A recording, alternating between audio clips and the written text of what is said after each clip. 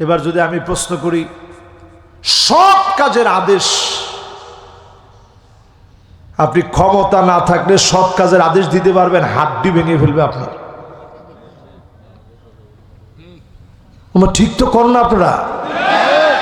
Even আমি হুজুর যদি এইখানে মদ খাইতেছে, ধরেন 10 জন লোক, আমি যাওয়ার সময় গাড়িটা থামাই দিয়ে যদি বলে, এ দাঁড়ান, কিরে মদ খাস কি লিগা? কব হুজুর এখন কিন্তু তোরে খায়া ফেলাবো। ঠিক নেই? ওর মাথা ঠিক নেই তো। আমার নিজের বাসার সামনে একদিন আমি দেখি বিরাট লম্বা চূড়া ব্যক্তি, আমি ভাবলাম আমার পুলিশের লোক টুক কিনা। তো উনি যে মদ খেয়ে আসছে এটা তো আমার জানা নাই। আমি মাহফিল করে মাত্র গাড়িটা ঢুকাবো, এর মধ্যেই সে আইসা ঝগড়া লাগাই দিচ্ছে। তা আমি ওনার পিঠে আদর করে বলতেছি, ভাই আমি একজন হুজুর মানুষ, আপনি আমার গালিগালাজ দিতেছেন, এটা কি হয়? থাক ভাই, আপনি আপনার মতো চলে যান, আমি আমার মতো যাই। দেখি যে না, কোনো কিছুতে পাগলার কাজ হচ্ছে না, ও তো খায়া আসছে। তাহলে এবার একটু চিন্তা করেন, একটা মদখোর মদ খেয়ে আসার পরে মাতলামি করতেছে, আপনি হুজুর আপনার কথার আর কোনো তাসির হচ্ছে না। ও আমারু বিল মারুফ, সৎ কাজের আদেশ কিন্তু এখানে আপনি করতে পারবেন না। মদ খাও না আপনি বলতে পারবেন না, বললেও কোনো লাভ হবে না। আসসালামু আলাইকুম ওয়া রাহমাতুল্লাহি ওয়া বারাকাতুহু।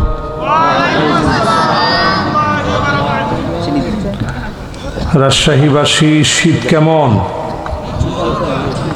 প্রচুর। তাহলে 2 দিন আগে কেমন ছিল? গোদাগাড়িতে আজকে যখন আসছি তেমন কোনো শীতই নাই। আমি তো খালি চিন্তা করতেছিলাম যে পোশাক কোনটা পরে আসব। আল্লাহ রাব্বুল ইজ্জাতুল জালাল সুন্দর একটা পরিবেশ দিয়েছেন। আমরা বিশ্বাস করি জীবনের এই মাহফিলটি কামিয়াবির জন্য যথেষ্ট একটা মাহফিল হতে পারে যদি আমরা শোনার চেষ্টা করি, বসার চেষ্টা করি। হতে পারে যিনি আমাদেরকে কামিয়াবি দিয়ে কবুল করবেন তিনি কে? এখনো যারা এদিক সেদিক ঘোরাফেরা করছেন, আজকের এই মোবারক তাফসীর মাহফিল ঐতিহ্যের সাক্ষী হিসেবে কিছুক্ষণের মধ্যেই শুরু হবে। যারা এখনো এদিক সেদিক আছেন, সবাই আমরা চলে আসি, কোরআনের এই সুন্দরতম বাগানকে আমরা সাজানোর চেষ্টা করি। আল্লাহ পাকের কাছে আমরা কামনা করি প্রত্যেকটা হরফের নূর আল্লাহ পাক যেন আমাদেরকে দান করে দেন। পড়ে না আমিন। এখনো যারা এদিক সেদিক আছেন, মাশাআল্লাহ অনেকেই চলে আসছেন, অনেকে আসার জন্য চেষ্টা করছেন, অনেকে এখনো দোকানপাটে আছেন। সারা জীবন দোকানপাট হয়তো থাকবে, কিন্তু আপনি কেনার মতো সাহস, সাহসিকতা, মানসিকতা থাকবে না। সেই সামর্থ্য আর শক্তি আপনার থাকবে না। আজকে যে সুযোগ আল্লাহ তাআলা দিয়েছেন, আযাব গজব আসার আগে আল্লাহ রাব্বুল আলামিন আমাদের সবাইকে মাহফিলে বসায় দিক। পড়ে না আমিন। ইনশাআল্লাহ কিছুক্ষণ পর যখন খুতবা শুরু হবে, ভলান্টিয়াররা তাদের দায়িত্বে আপনাদের কাছে যাবে। একটা মাহফিল কমিটি, তরুণ প্রজন্মের অহংকার হিসেবে তারা এই মাহফিলটা করতে গিয়ে অনেক খরচ করে, কষ্ট করে মাহফিলটা আঞ্জাম দিয়ে থাকে। তো তারা আপনাদের কাছে যাবে, আপনারা এখনো পকেট ঝেড়ে আপনারা দেন নাই। কে কে কৃপণ আছেন টান টান করে একটু হাতগুলা উঠান।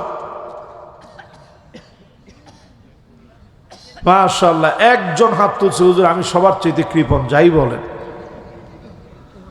তবে যিনি হাত তুলছে আমার মনে হয় মোটেও উনি কৃপণ না। ওনার পোশাক একেবারে ব্র্যান্ডেড পোশাক পরে, ব্র্যান্ডের পোশাক, ওনার চেহারাও গ্লেজ দিচ্ছে। মাশাআল্লাহ, সুন্দর মানুষ। উনি মোটেও কৃপণ হতে পারে না। যারা আমরা কৃপণ না, একটু হাতগুলা উঠাই তো দেখি। লিল্লাহে তাকবীর। এবার আপনার পকেটে হাত দিবেন, খুতবা শুরু হবে, ভলান্টিয়াররা আপনাদের কাছে যাবে ইনশাআল্লাহ। একটা লোকও আমরা কৃপণতা করব না। যা আছে 2 টাকা থাকলে 2 টাকা দিব, আমি নিজেও ইনশাআল্লাহ দিব। স্টেজে যারা আছে, জামাত ইসলামের অনেক দায়িত্বশীল ভাইরা আসছেন, শিবিরের এরাও আছে ইনশাআল্লাহ, একজনও বাদ যাবেন। আর বিএনপির ভাইরা তো দিবে ইনশাআল্লাহ। কি বলেন? আপনি একটু আলহামদুলিল্লাহ মাশাআল্লাহ কিছু একটা কম, নাইলে মানুষে দিবে। দেন, আপনারাও পকেটে হাত দেন, আমরাও পকেটে হাত দিচ্ছি। যদ্দূর পারি ইনশাআল্লাহ আমরাও দিব, আপনারাও দিবেন ইনশাআল্লাহ। কর ইনশাআল্লাহ, বিসমিল্লাহ বলে হাত দেন, বরকতটা দেন। বরকতটা আপনি দিবেন। হাল জাযাউল ইহসান ইল্লাল ইহসান। আল্লাহ পাক ইনশাআল্লাহ এই ইহসানের দাম দিবেন, মূল্য আল্লাহ তাআলা দিবেন ইনশাআল্লাহ। যারা দিছেন একবার, তারা আবার দিবেন। 10 টাকা হোক, 10 টাকা হলেও দিবেন ইনশাআল্লাহ। আজকের এই দান আল্লাহ রাব্বুল আলামিন ঠান্ডার ভিতরে শৈত্য প্রবাহের এই সময় এই দানকে আমাদের নাজাতের ওসিলা বানায় দেখ, পড়ে না আমিন। স্প্যান্ডেলে যারা মহিলারা যারা আছেন, মা বোনদের স্প্যান্ডেলে আপনারা ইনশাআল্লাহ আপনারাও দিবেন। দেখি স্টেজ থেকে কারা কারা দিবেন, দেন যা আছে। এই যে মাশাআল্লাহ আমাদের থানা আমির হাত দিছে পকেটে, দেন। আমাদের বাইতুল মাল দায়িত্বশীল যিনি আছেন উনিও দিবেন ইনশাআল্লাহ। যা আছে তাই। আমরা তো আর এত মানুষের কাছ থেকে তো আর মাইরা দূরে আনতে পারি না, কি কর? যেমনে আছে এমনে কিছু না কিছু ইনশাআল্লাহ আমরা দিয়ে এরপরে মাহফিলটা শুরু করবো ইনশাআল্লাহ। পড়েন। আর টাকা এখন আমার চোখের সামনে থেকে আস্তে আস্তে নিয়ে যেতে হবে। টাকা যদি চোখের সামনে থাকে তখন আর ওয়াজের ভিতরে তাসির আসে না। এই জন্য টাকা যা আছে সব আমরা একটু সরায় ফেলবো ইনশাআল্লাহ। দেন, দাও এটা ইনশাআল্লাহ মাহফিল কর্তৃপক্ষের কাছে পৌঁছায় দাও। মাশাআল্লাহ। মা বোনদের এখানে আছে তো কেউ? মা বোনরা আপনারা সবচেয়ে ইসলামের জন্য বেশি দিচ্ছেন, আজকেও আপনারা বেশি দিবেন। আমরা শেষে সবাইকে নিয়ে সবার জন্য দোয়া করব ইনশাআল্লাহ। ইন্নাল হামদালিল্লাহ হামদান ইয়ালিকু বিজালালিহি ওয়া কামালিহি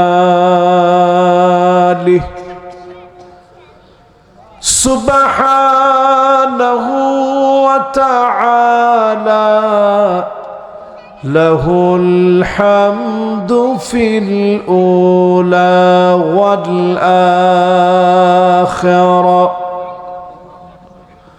ওয়া হুয়া আলা কুল্লি শাইইন কাদির।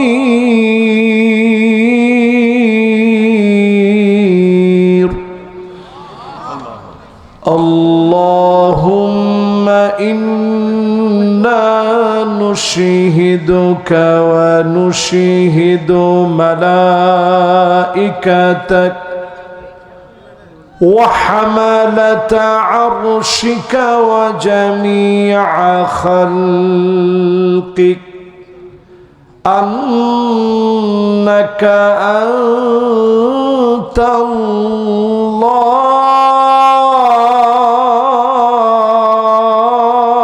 الله لا إله إلا أنت فهو الواحد الأحد الفرد الصمد الذي لم يلد ولم يولد ولم يكن له كفوا أحد. ونشهد أن سيدنا وسندنا وحبيبنا وحبيب ربنا محمد صلى الله عليه وعلى آله وأصحابه وبارك وسلم الذي أرسله بالحق بشيرا ونذيرا وداعيا إلى الله بإذنه وسراجا منيرا فقد قال الله تعالى في كلامه المجيد وفي فرقانه الحميد পড়েন সবাই আউযু বিল্লাহি মিনাশ শাইতানির রাজীম বিসমিল্লাহির রাহমানির রাহিম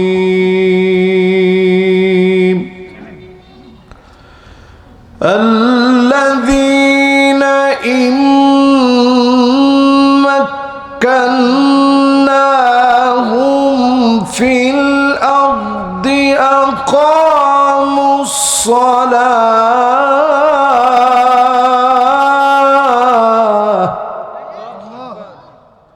وآتوا الزكاة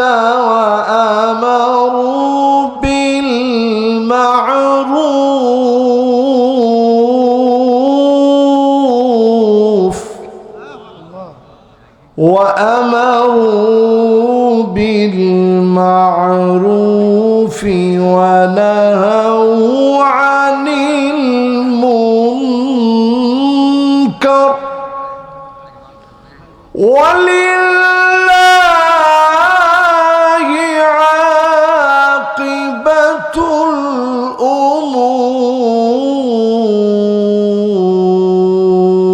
الأمور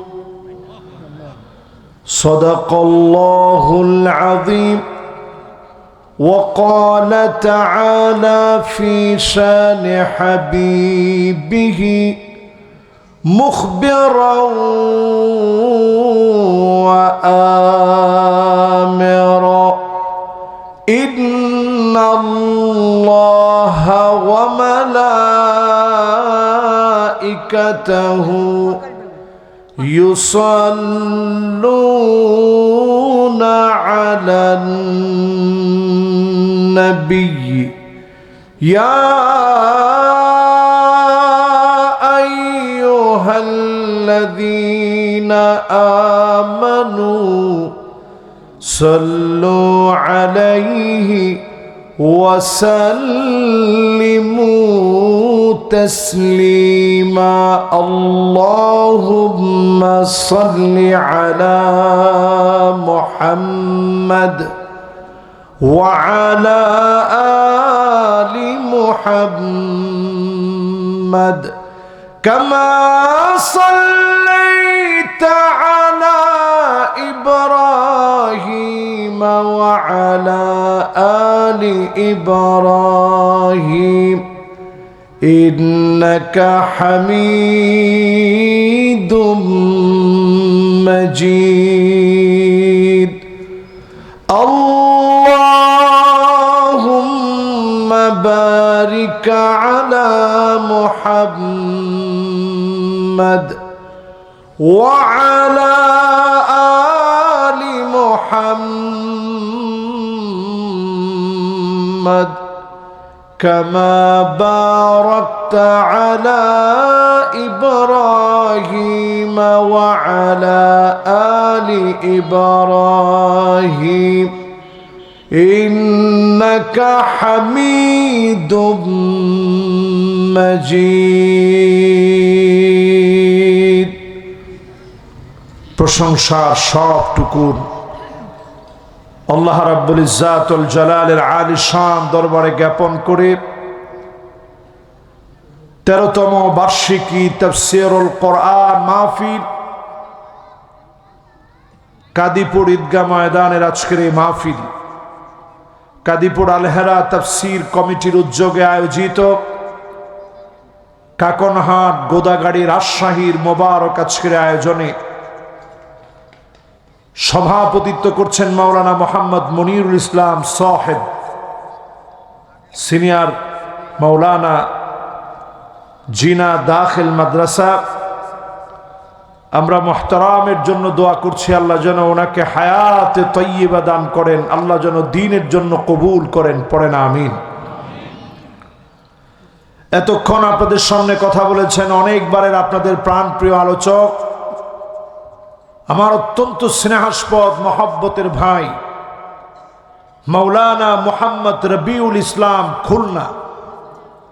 ভাইয়ের জন্য আমরা দোয়া করছি সুস্থতার সাথে ইলমে আমলে আল্লাহ রাব্বুল আলামিন যেন বারাকাত দান করেন। পড়েন আমিন। উপবিষ্ট রয়েছেন হাজারাত উলামায়ে কেরাম, ফুদালায়ে আযম, তোলাবা, ফুদালা, তালামিদ, যতজন আজকের এই মাহফিলকে আলোকিত করে বসছেন, এসেছেন সম্মানিত মুরব্বিয়ানে আযম, তারুণ্যের উচ্ছ্বাস, দিক দিগন্তের দিকপাল তরুণ প্রজন্মের আমার তরুণ ভাইরা, শ্রবণরতা হয়ে শুনছে পর্দার অন্ত আড়াল থেকে আমার মা এবং বোনেরা, সকলে মিলে আসুন কৃপণতা লাজুকতা পরিহার করে গৌরবের এই দেশ স্বাধীন ভূখণ্ড বাংলাদেশের রাজশাহী থেকে আল্লাহ পাককে শোনায় দিই, জবান দিয়ে মোহাব্বত নিয়ে পড়ি কালিমাতুশ শুকর আলহামদুলিল্লাহ। এটা কি হয়েছে এমনে? এই এলাকা হচ্ছে ইসলামী আন্দোলনের জন্য উর্বর একটা ঘাঁটি। সবাই চুপ করে আছে, তা আমি ঠিকঠাক বুঝবো কেমনে আপনারা চুপ করে থাকলে? একটু জোরে সোরে মহব্বত নিয়ে বলেন তো আলহামদুলিল্লাহ। আচ্ছা, ভলিউম কি এখন আগের চাইতে বাড়ছে না কমছে? আমার তো মনে হয় এখনো যুবকরা বলেন নাই, যেইভাবে মাফলার আপনারা পেঁচায় রাখছেন, এবার একটু একজনে কইতেছে তাড়াতাড়ি মাফলার খোল। এখন একটু সবাই মিলে একটু টান টান করে মালিকরে ডাক দিয়ে মহব্বতের সুর আল্লাহকে শোনায় দিয়ে বলেন আলহামদুলিল্লাহ। দেখছেন কি সুন্দর হয়েছে? এরকম যদি না বলেন, একটু পরে আস্তে আস্তে আস্তে আস্তে আপনাকে সবল দিয়ে শয়তান নিয়ে যাবে। শয়তানের সবলে কিন্তু আজকের মাহফিলে একজনেরও কোনো ছুটি নাই। ভাই কই যান আপনি? না না না, বসবে। আপনারা যেমনি ধমক দিচ্ছেন এমনি আটকে রাখতে পারবেন? একটু আদর যত্ন মহব্বত করে। এই যে আফজান, হ্যাঁ মাশাআল্লাহ, উনি সব শরম ভাইঙ্গা উনি বলছে হুজুর যাচ্ছি আর আসতেছি। তবে উনি যেই জন্য যাচ্ছে এই জন্য যাওয়ার সুযোগ আছে, কিন্তু সিগারেট খাওয়ার জন্য যাওয়ার কোনো সুযোগ নেই। ঠিক নেই? যারা মাহফিলে বসে মালিকের শুকর গুজারি আদায় করার পর এবার আসুন দিলের টানে মহব্বতের সুরে নবীজির উপরে একটা বা দরুদ এবং সালাম পেশ করছি। সবাই মিলে পড়ি মুহাম্মাদুর রাসূলুল্লাহ সাল্লাল্লাহু আলাইহি ওয়াসাল্লাম। পড়ছেন সবাই? আলহামদুলিল্লাহ। আর বেশি কথা বলবো না, সরাসরি আমরা তাফসিরে প্রবেশ করি। সূরা হজ, বলেন সূরার নাম কি? আর একটু জোরে কোন? 41 নং আয়াতে কারিমা। এই আয়াতটা ঘিরে আজকের এই আলোচনায় মদিনায় অবতীর্ণ সূরা আল কারিমা সূরা হজ থেকে আমরা আলোচনা শোনাবো। এইখানে যারা বসছেন একজনও নিজের দিকে টেনে নিয়েন না, মনে করবেন আলোচনাটা আল্লাহর কোরআনের। জোরে বলেন কিসের? আল্লাহ রাব্বুল আলামিন ইরশাদ করেন, আল্লাযীনা ইম্মাক্কান্নাহুম ফিল আরদি আকামুস সালাহ। কোন ভূখণ্ডে আল্লাহ রাব্বুল আলামিন কাউকে যখন ক্ষমতা দিবেন, ক্ষমতাশীল বানাবেন, কর্তৃত্ব দিবেন, আল্লাহ পাক যখন আইন করার ক্ষমতা দিয়ে দিবেন, কোরআন দিয়ে যখন আইন করবে, প্রথম তারা যেই কাজ করা লাগবে, আকামুস সালাত, নামাজকে কায়েম করবে। এ সমাজে নামাজ যদি কায়েম হয়ে যায়, ছিনতাই থাকবে না, চাঁদাবাজি থাকবে না, লুটেরা থাকবে না, অন্যায়কারী দর্শনকারী সমাজে থাকবে না। ঠিক নি? ঠিক নি? প্রথম কাজই হচ্ছে নামাজ কায়েম করা। স্বাধীনতার অনেকগুলা বছর আমরা পার করেছি। 55টা বছরের হিস্ট্রি ঘেটে দেখেন, সব পেয়েছি। নামাজ কায়েম হয়েছে এমন একটা দৃশ্য আমরা এখনো দেখি নাই। এদেশের হিস্ট্রি ঘাটলে আরো দেখবেন 100% মুসলমানের ভিতরে যদি ধরেন আপনি 92%, যদি ধরেন মুসলমান,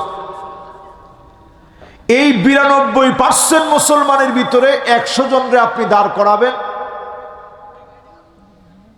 বাবারা মনোযোগী হইতে হবে, যুবকরা বসেন, বাবারা বসেন। কিরে বাবা, এরকম মাহফিলে তো ওয়াজ করা যাবে না। जो बात दिल से निकलता वो बात दिल पर असर करता। যে কথা দিল থেকে, বাম দিকে কারা কথা বলতেছে, এদিকে আসেন। না না না, যারা ভলান্টিয়ার আছেন সবাই নিয়ে এখন এদিকে চলে আসেন। মাহফিল হবে মাহফিলের গতিতে। जो बात दिल से निकलता ও বাত দিল পর আসর করতা। যেটা দিল থেকে বলা হয় ওইটা দিলে গিয়ে আসর করে। মাহফিল শুধু চিল্লাচিল্লি করার নাম মাহফিল না।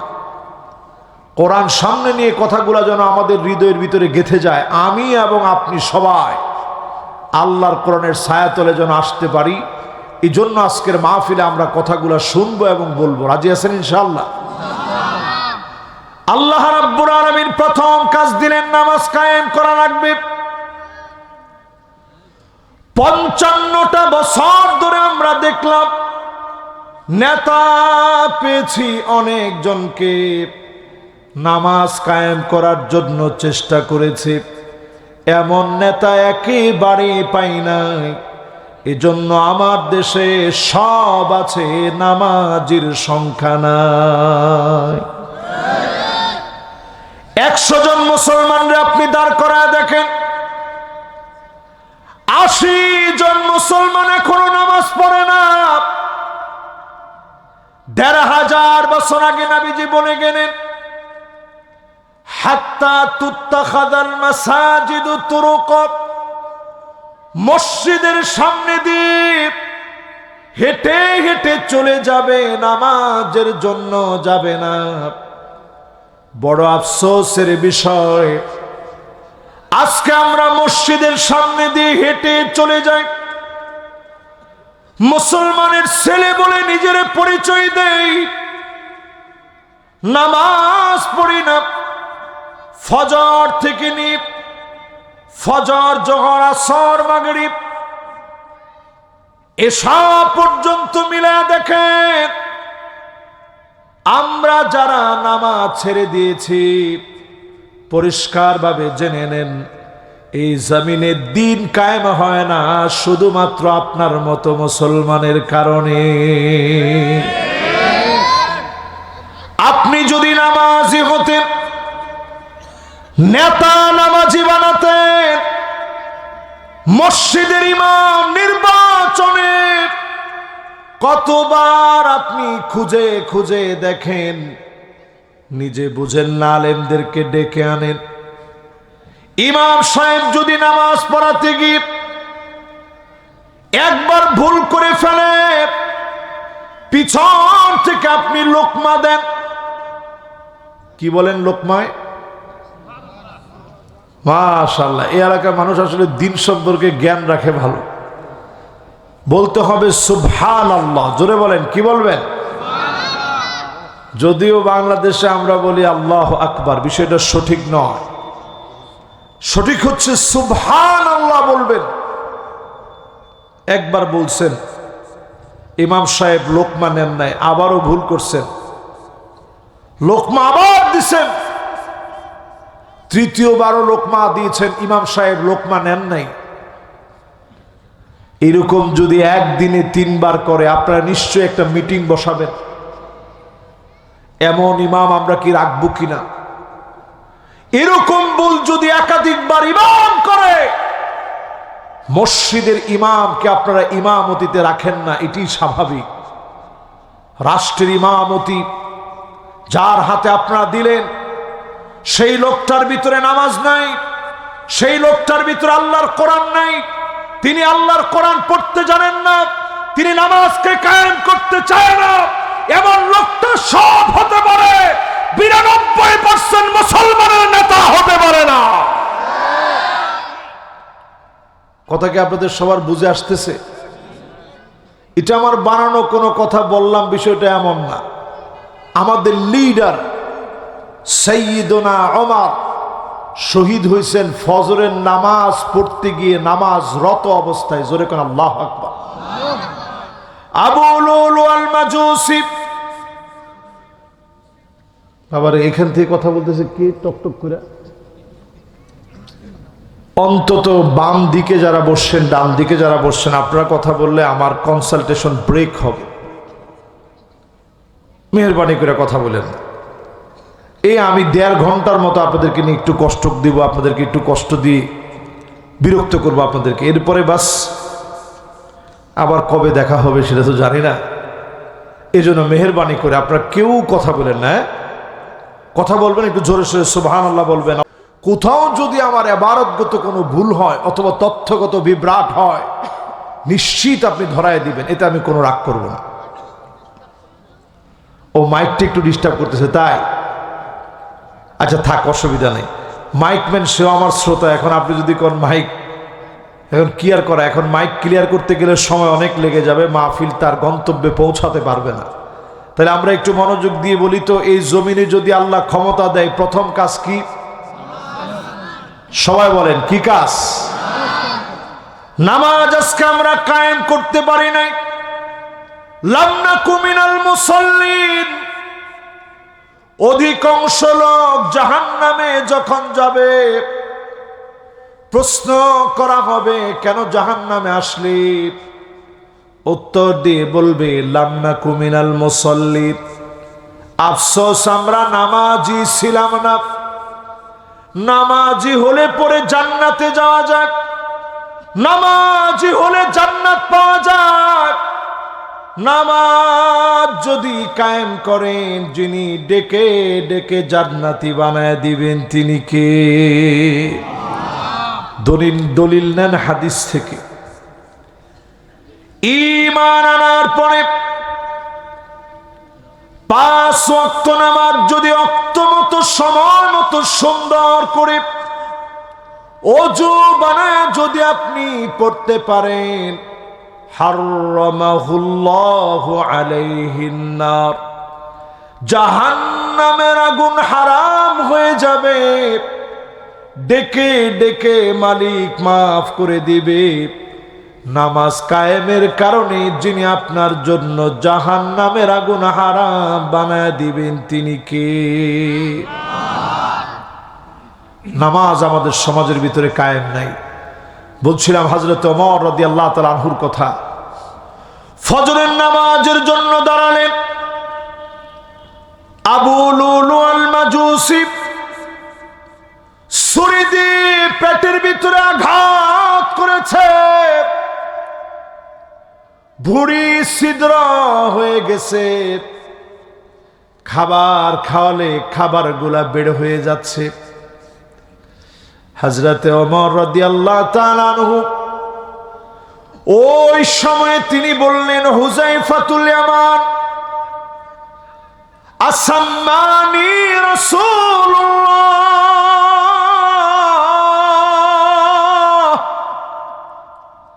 নবীজি কি আমার নাম মুনাফিকদের তালিকায় বলছে নাকি? হুযায়ফাতুল ইয়ামান বলেন, খলিফাতুল মুসলিমিন, আমিরুল মুমিনিন, কারো ব্যাপারে জীবনে কোনোদিন আমি সাক্ষী দেই নেই। আমি হুযায়ফাতুল ইয়ামান সাক্ষী দিচ্ছি, মুনাফিকদের খাতার ভিতরে, নামের তালিকার ভিতরে নবীজি আপনার নাম বলেন নাই, আপনার নাম উল্লেখ করে নাই। আপনি হচ্ছেন দরজা ফিতনাকে আটকায় দেওয়ার জন্য। এই দরজা যদি ভেঙে ফেলা হয়, অজস্র দ্বারায় ঝরনার মতো করে, সমুদ্রের ঢেউয়ের মতো করে, সমুদ্রের ফেনার মতো করে একটার পর একটা ফিতনা ডুববে। হযরতে ওমরকে শহীদ করে দেওয়া হলো নামাজরত অবস্থায়। ওই সময় নামাজ ছেড়ে দেয় নাই, নামাজের সময় আঘাত করেছে। নামাজ এত গুরুত্ব দিলেন, নামাজরত অবস্থায় আল্লাহ পাক হযরতে ওমরকে ভালোবেসে ফেলেছে। হাদিসের ভিতরে আসছে, আল্লাহ আপনাকে ভালোবাসেন কেমনে বুঝবেন? আইওয়াফিকাহু বিআমালিন সালিহিন ক্বাবলা মাউতিহি, মওতের আগে কোনো না কোনো একটা ভালো কাজ আল্লাহ পাক করাবেন। সেই কাজের উপরে যিনি আপনাকে মওত দিয়ে দিবেন তিনি কে? নামাজের চাইতে সেরা ভালো কাজ কোনটা হইতে পারে? আজ যদি নামাজ প্রতিষ্ঠা হয়ে যেত, একবার যদি পার্লামেন্টে সংসদ ভবন থেকে নামাজের ফাইল আদেশ যদি জারি হয়ে যেত, বাংলাদেশের চিত্রটা এতটাই পাল্টায় যেত। সেক্রেটারিয়েটে নামাজ লাগতো, শিক্ষা প্রতিষ্ঠানগুলোতে নামাজ লাগতো, স্কুল কলেজ ইউনিভার্সিটিতে নামাজ লাগতো। আমার শিক্ষকেরা নামাজ পড়তো, শিক্ষার্থীরা নামাজ পড়তো, গোটা অঙ্গন পরিবর্তন হয়ে যেত। একটা বিধান দিয়ে গোটা দেশকে নতুন করে যিনি সাজায় দিতেন তিনি কি? একটু চিন্তা করেন। সেই নামাজ আমাদের দেশে এতটাই অবহেলিত, মসজিদের সামনে দিয়ে আমরা হেঁটে চলে যাই, নামাজ পড়ি না।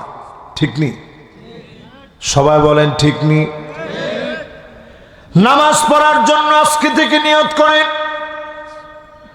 করোনা আসছিল এমন ভয়াবহ ভাবে, মক্কা মদিনা পর্যন্ত বন্ধ হয়ে গেছিল,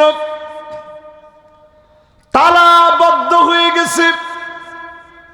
মক্কা মদিনার মধ্যে তালা লাগানো ছিল। হজের কার্যক্রমকে অল্প সংখ্যায় সীমিত করা হয়েছিল। আমাদের দেশকে রেড জোন ঘোষণা করা হয়েছিল। বাংলাদেশে অসংখ্য মানুষ মরবে বলেছিল বিশেষজ্ঞরা। এই দেশের মাদ্রাসাগুলোতে বাহির থেকে তালা মেরে ভিতরে ভিতরে ছোট্ট ছোট্ট বাচ্চারা কোরআন পড়েছে, হাফেজে কোরআনরা তেলাওয়াত করেছে। মসজিদে মসজিদে গোপনে গোপনে আল্লাহর গোলামেরা নামাজ পড়েছে। তারাবির সময় আমি নিজে সাক্ষী, মসজিদে আমারে ঢুকতে দেয় নাই। বাসার ছাদে গিয়ে নামাজ শুরু করলাম। আমি তাকায় দেখি ডান আর বামে সব বিল্ডিংয়ে বিল্ডিংয়ে তারাবির নামাজ শুরু হয়ে গেছে। সাধ্য মতো সবাই তারাবির নামাজ পড়তেছে। আমার কাছে এই কথা বুঝে চলে আসছে যে দেশের মানুষ জায়গায় জায়গায় তারাবির নামাজ শুরু করেছে, ওই দেশ থেকে যিনি করোনাকে উঠায় নিবেন তিনি কে? ঠিকই বাংলাদেশে করোনা তেমন ভয়াবহ কিছু হয় নাই। এই কয়েকদিন আগে 21শে নভেম্বর একটা ভূমিকম্প হয়ে গেছে ঢাকার বুকে। রাজশাহীতে টের পাইছেন? ও মানে একেবারে হালকা তো হুজুর ওইরকম বুঝি নাই। তাহলে যদি এই যে যেমনি হালকাটা বলছেন, এরকম ভারী যদি একটা বাড়ি দেওয়া হয়, জমিন যদি ফেটে চৌচির হয়ে যায়, আপনারা খুশি হবেন? আল্লাহ পাক কেন আমাদেরকে আযাব দেন নাই? ওই 21শে নভেম্বর ছিল জুমাবার, 10:38 ভূমিকম্প যখন আঘাত করেছে, আমি নিজে অ্যালার্ম দিয়ে ঘুমাচ্ছিলাম। 11টায় উঠে জুমার জন্য প্রস্তুতি নেব, হঠাৎ করে মালিক একটা অ্যালার্ম বাজায় দিলেন। এমন জোরানো জোরানো অ্যালার্ম বেজে উঠল, চতুর্দিক প্রকম্পিত হয়ে গেল। থরথর করে সব দিক যখন কাঁপতেছে, ভয় আতঙ্কে সবার কথা আমি নিজে ভুলে গেলাম। লাফ দিয়ে উঠে পড়া শুরু করলাম, লা ইলাহা ইল্লা আনতা সুবহানাকা ইন্নী কুনতু মিনাজ জালিমিন। ফাস্তাজাবনা লাহু ওয়া নাজ্জায়নাহু মিনাল গাম্মি وَكَذَلِكَ نُنْجِي الْمُؤْمِنِينَ। চতুর্দিক থেকে আমি আল্লাহ আল্লাহ বলা চিৎকার শুনলাম। ভূমিকম্পটা 5.7 মাত্রার হলো। যদি আল্লাহ তাআলা ঘুরায় 7.5 মাত্রার বানায় দিতেন, হাজার হাজার বিল্ডিং ঢাকা শহরে সেজদায় পড়ে যেত। কত লোক বেনামাজি হয়ে আল্লাহর সামনে দাঁড়াতে হতো। যারা ফজরের নামাজটা পড়ে নাই, এই রকম বিপদগুলা মালিক মাঝে মাঝে দেন স্মরণ করায় দেওয়ার জন্য। কোরআনুল কারীম আল্লাহ রাব্বুল আলামিন বলেন, আওয়ালা ইয়ারাউনা আন্নাহুম ইফতানুনা ফি কুল্লি আমিন মাররাতান আও মাররাতাইন সুম্মা লা ইয়াতুবুনা ওয়া লা হুম ইয়াযাক্কারুন।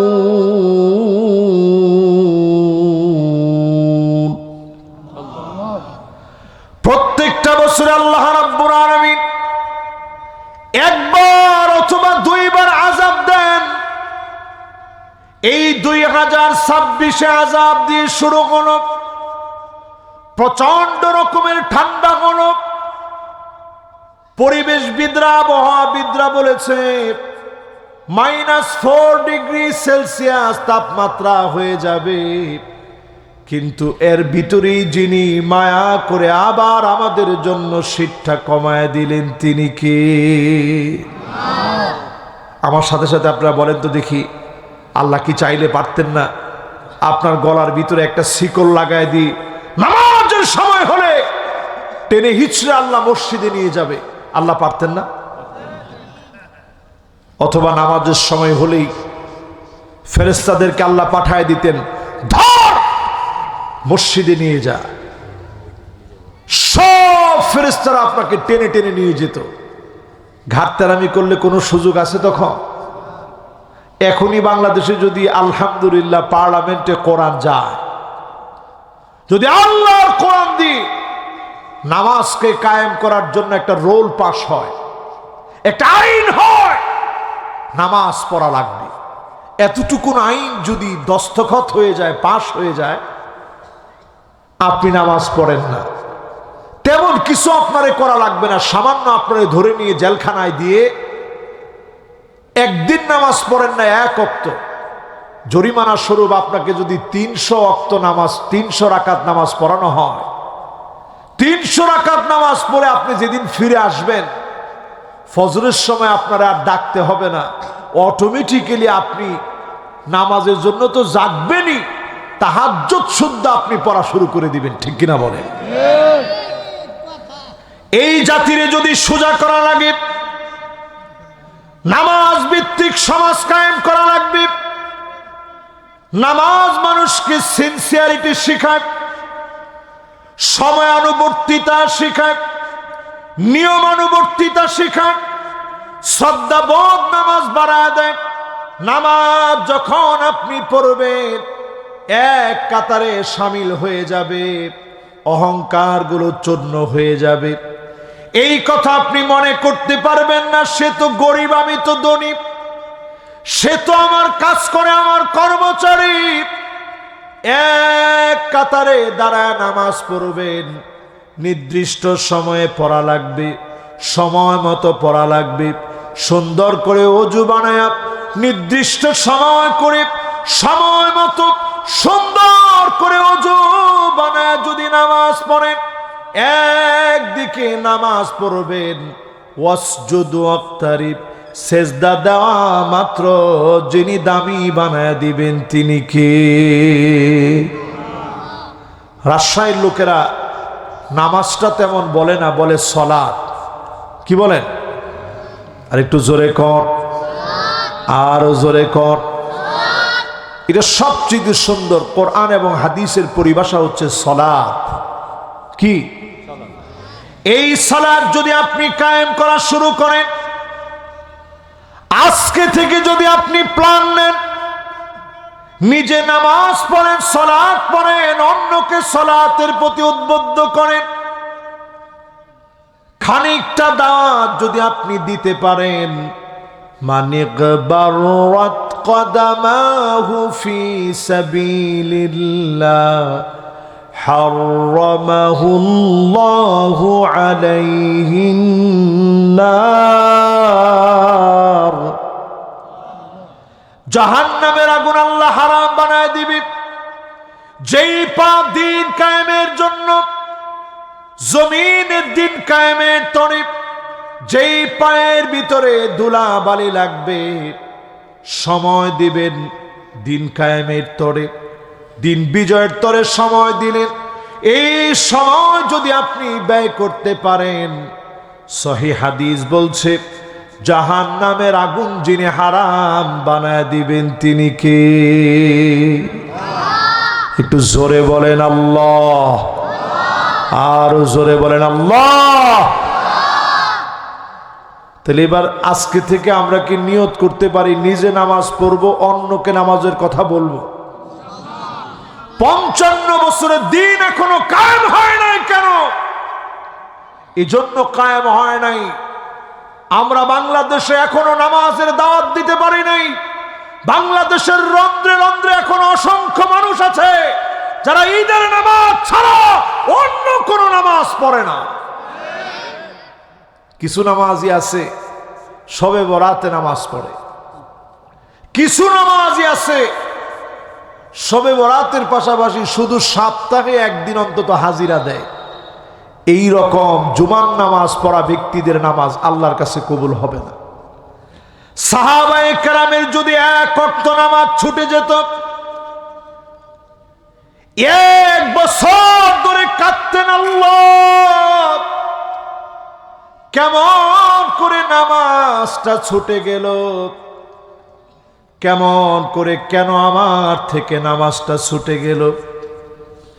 1 বছর ধরে আল্লাহ রাব্বুল আলামিনের কাছে কাঁদতেন। এই ছিল সাহাবায়ে কেরামের নামাজের প্রতি মায়া।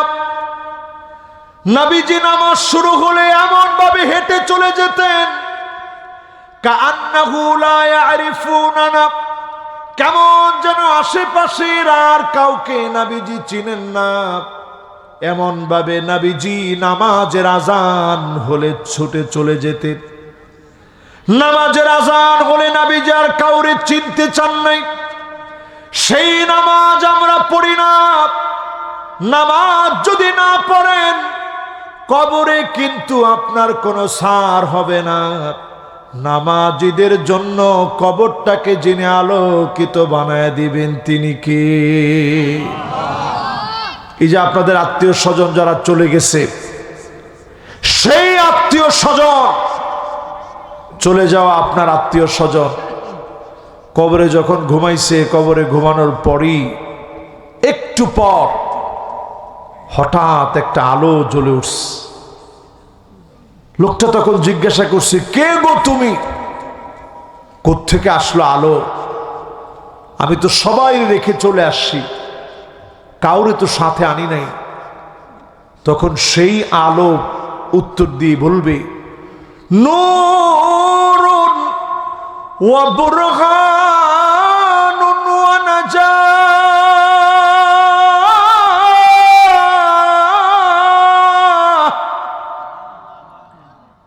আমি তোমার আলো, নামাজের আলো, তোমার জন্য অন্ধকার কবরে দাঁড়ায় গেলাম, সাক্ষী হয়ে গেলাম। আজকে তোমার জন্য মালিকের কাছে বলবো, নামাজ যদি সেদিন সাক্ষী দেন, অবশ্যই যিনি মাফ করে দিবেন তিনি কে? আর যার নামাজ নাই একটু শুনেন, আপনাদের মনে খুব কষ্ট হয়ে যাচ্ছে। আমি মনে হয় আপনাদেরকে আসলে বুঝাইতে পারতেছি না। আমি রাজশাহীতে অনেক মাহফিলে আসছি, বহু মাহফিল রাজশাহীতে করছি, কিন্তু রাজশাহীর লোকেরা তো একটু রেসপন্স করে, কথাটা বলার পরে উত্তর দেয়। শুধু গোদাগাড়িতে আজকে আমি পেলাম এখানে কোনো উত্তর নাই, পুরা ভারতের শ্রোতার মতো। যদিও ভারতের এরা এই ভিডিওটা দেখলে কষ্ট পাবে মনে মনে, ভারতের শ্রোতারা চুপচাপ বসে শুনে। আপনারা তো সেরকমই হয়েছেন অনেকটা।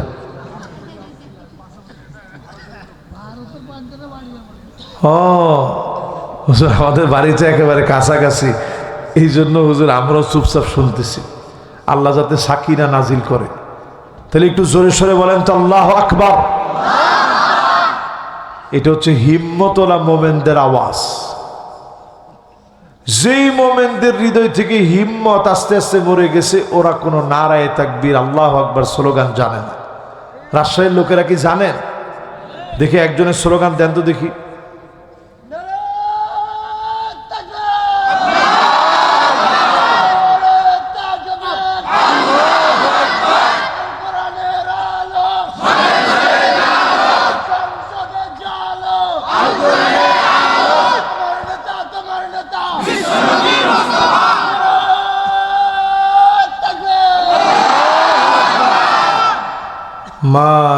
মাশাআল্লাহ। আমি যেটা মনে করছিলাম ধারণাটা একেবারেই ভুল,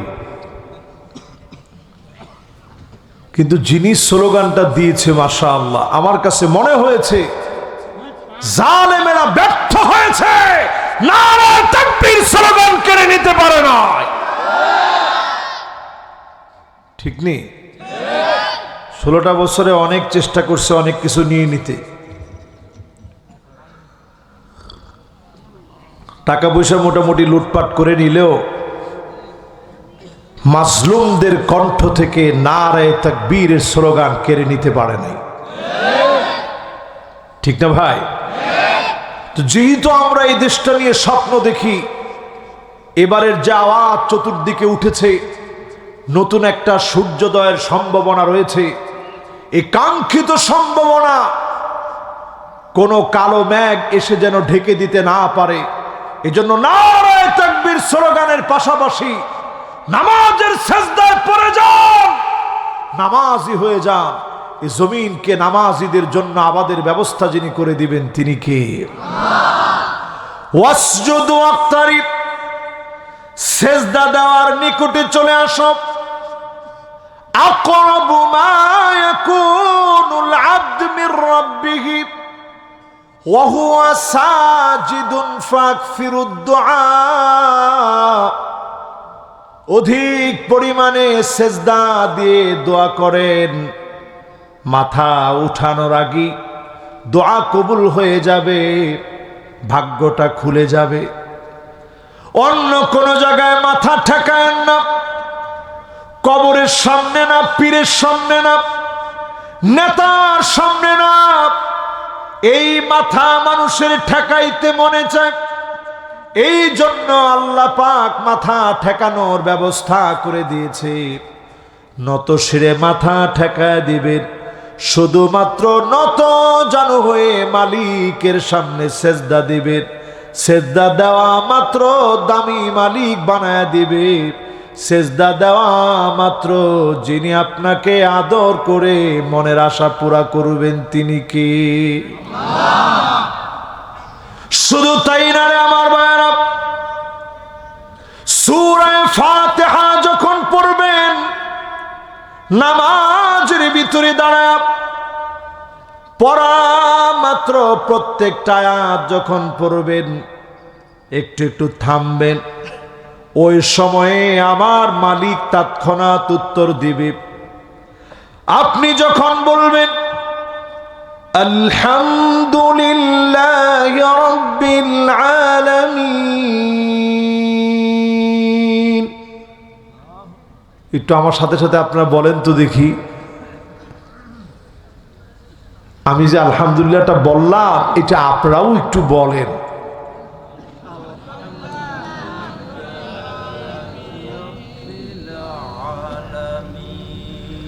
মাশাআল্লাহ, পিছনে যে ভাই বলছে এত সুন্দর হয়েছে। এবার একটু সবাই আমরা আবার রিপিট করি, আলহামদুলিল্লাহি রাব্বিল আলামিন।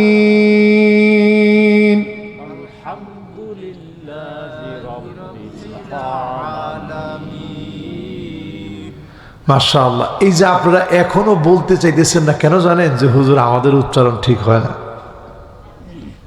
আচ্ছা বলেন তো দেখি, ইসলামের বয়স হয়ে গেছে, জন্মের পর থেকে তো ইসলাম পাইছেন, এরপরও যদি ধরে নেন যে বালেগ হইতে 15টা বছর লাগছে, তো যদি আপনার বয়স 30 হয়, 30টা বছর ধরে ইসলাম পেয়েছেন, এরপরেও দিনের কিছু আমরা শিখলাম না, সূরা ফাতিহাটা পড়লাম না।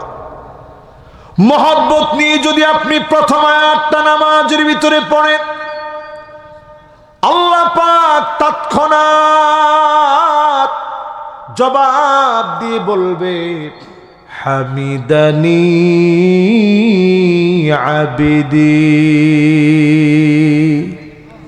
আমার বান্দা আমার প্রশংসা করল।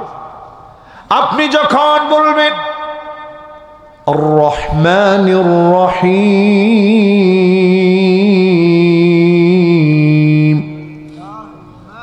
একটু বলেন তো দেখি,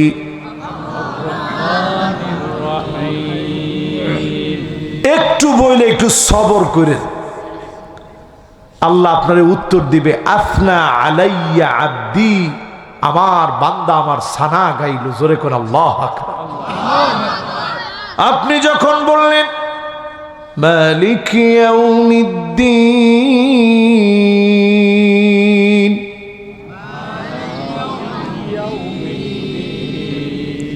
আল্লাহ পাক আবার রিপিট একটা জবাব দিলেন।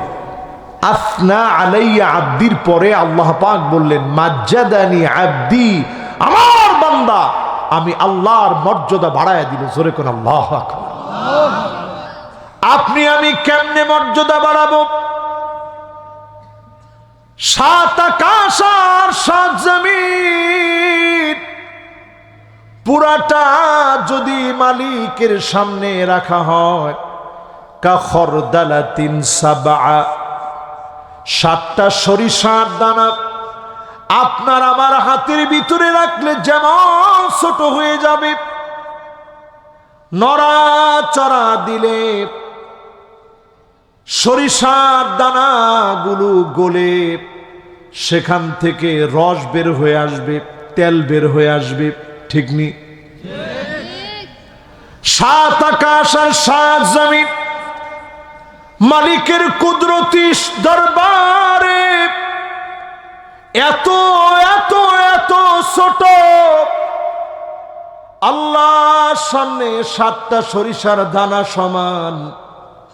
আমার আপনার অবস্থা কোন জায়গায় চিন্তা করে। এরপরও আপনি যখন জবাব দিয়ে বলেন মালিক ইয়াউমিদ্দিন,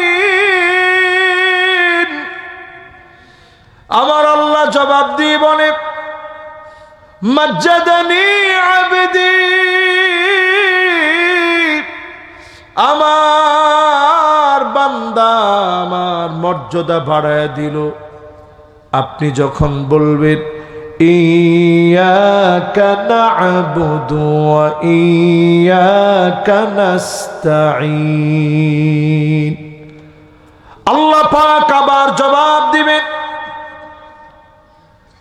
দি মালিক বলবেন হাযা বাইনি ওয়া বাইনা আবদি, তোর মাঝে রে গোলাম, তুই যদি আমার ইবাদত করিস আমি আল্লাহ তোর জন্য যথেষ্ট হয়ে যাব। আপনি যখন পড়বেন ইহদিনাস সিরাতাল মুস্তাকিম সিরাতাল লাযীনা আন'আমতা আলাইহিম গায়রিল মাগদুবি আলাইহিম ওয়ালাদ-দাল্লিন।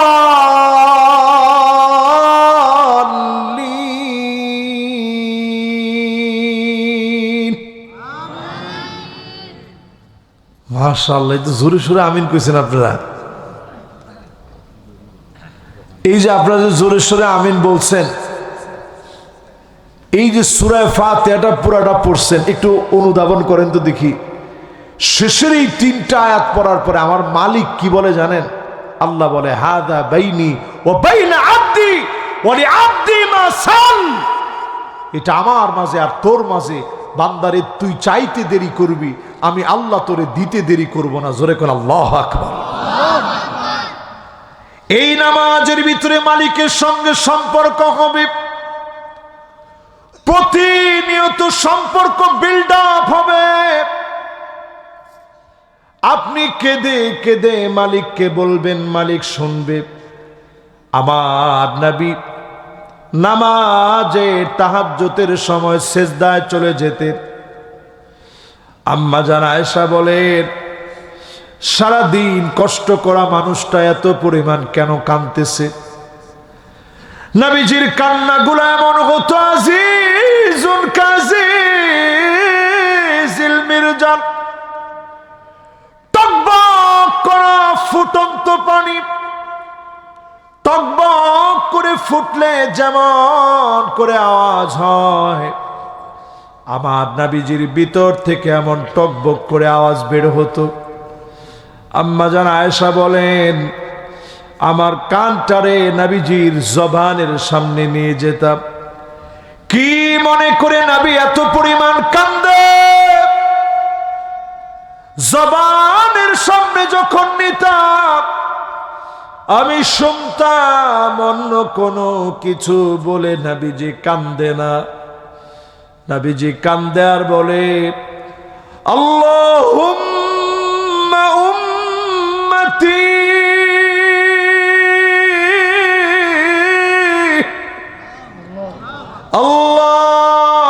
আল্লাহুম্মা উম্মতি, ও আল্লাহ আমার উম্মত, আমার উম্মত। যে উম্মতদেরকে নবীজি কোনোদিন দেখলই না, সেই উম্মতদেরকে নবীজি কোনোদিন পেলই না, ওই উম্মতদের জন্য কেঁদে কেঁদে নবীজি হয়রান হলেন।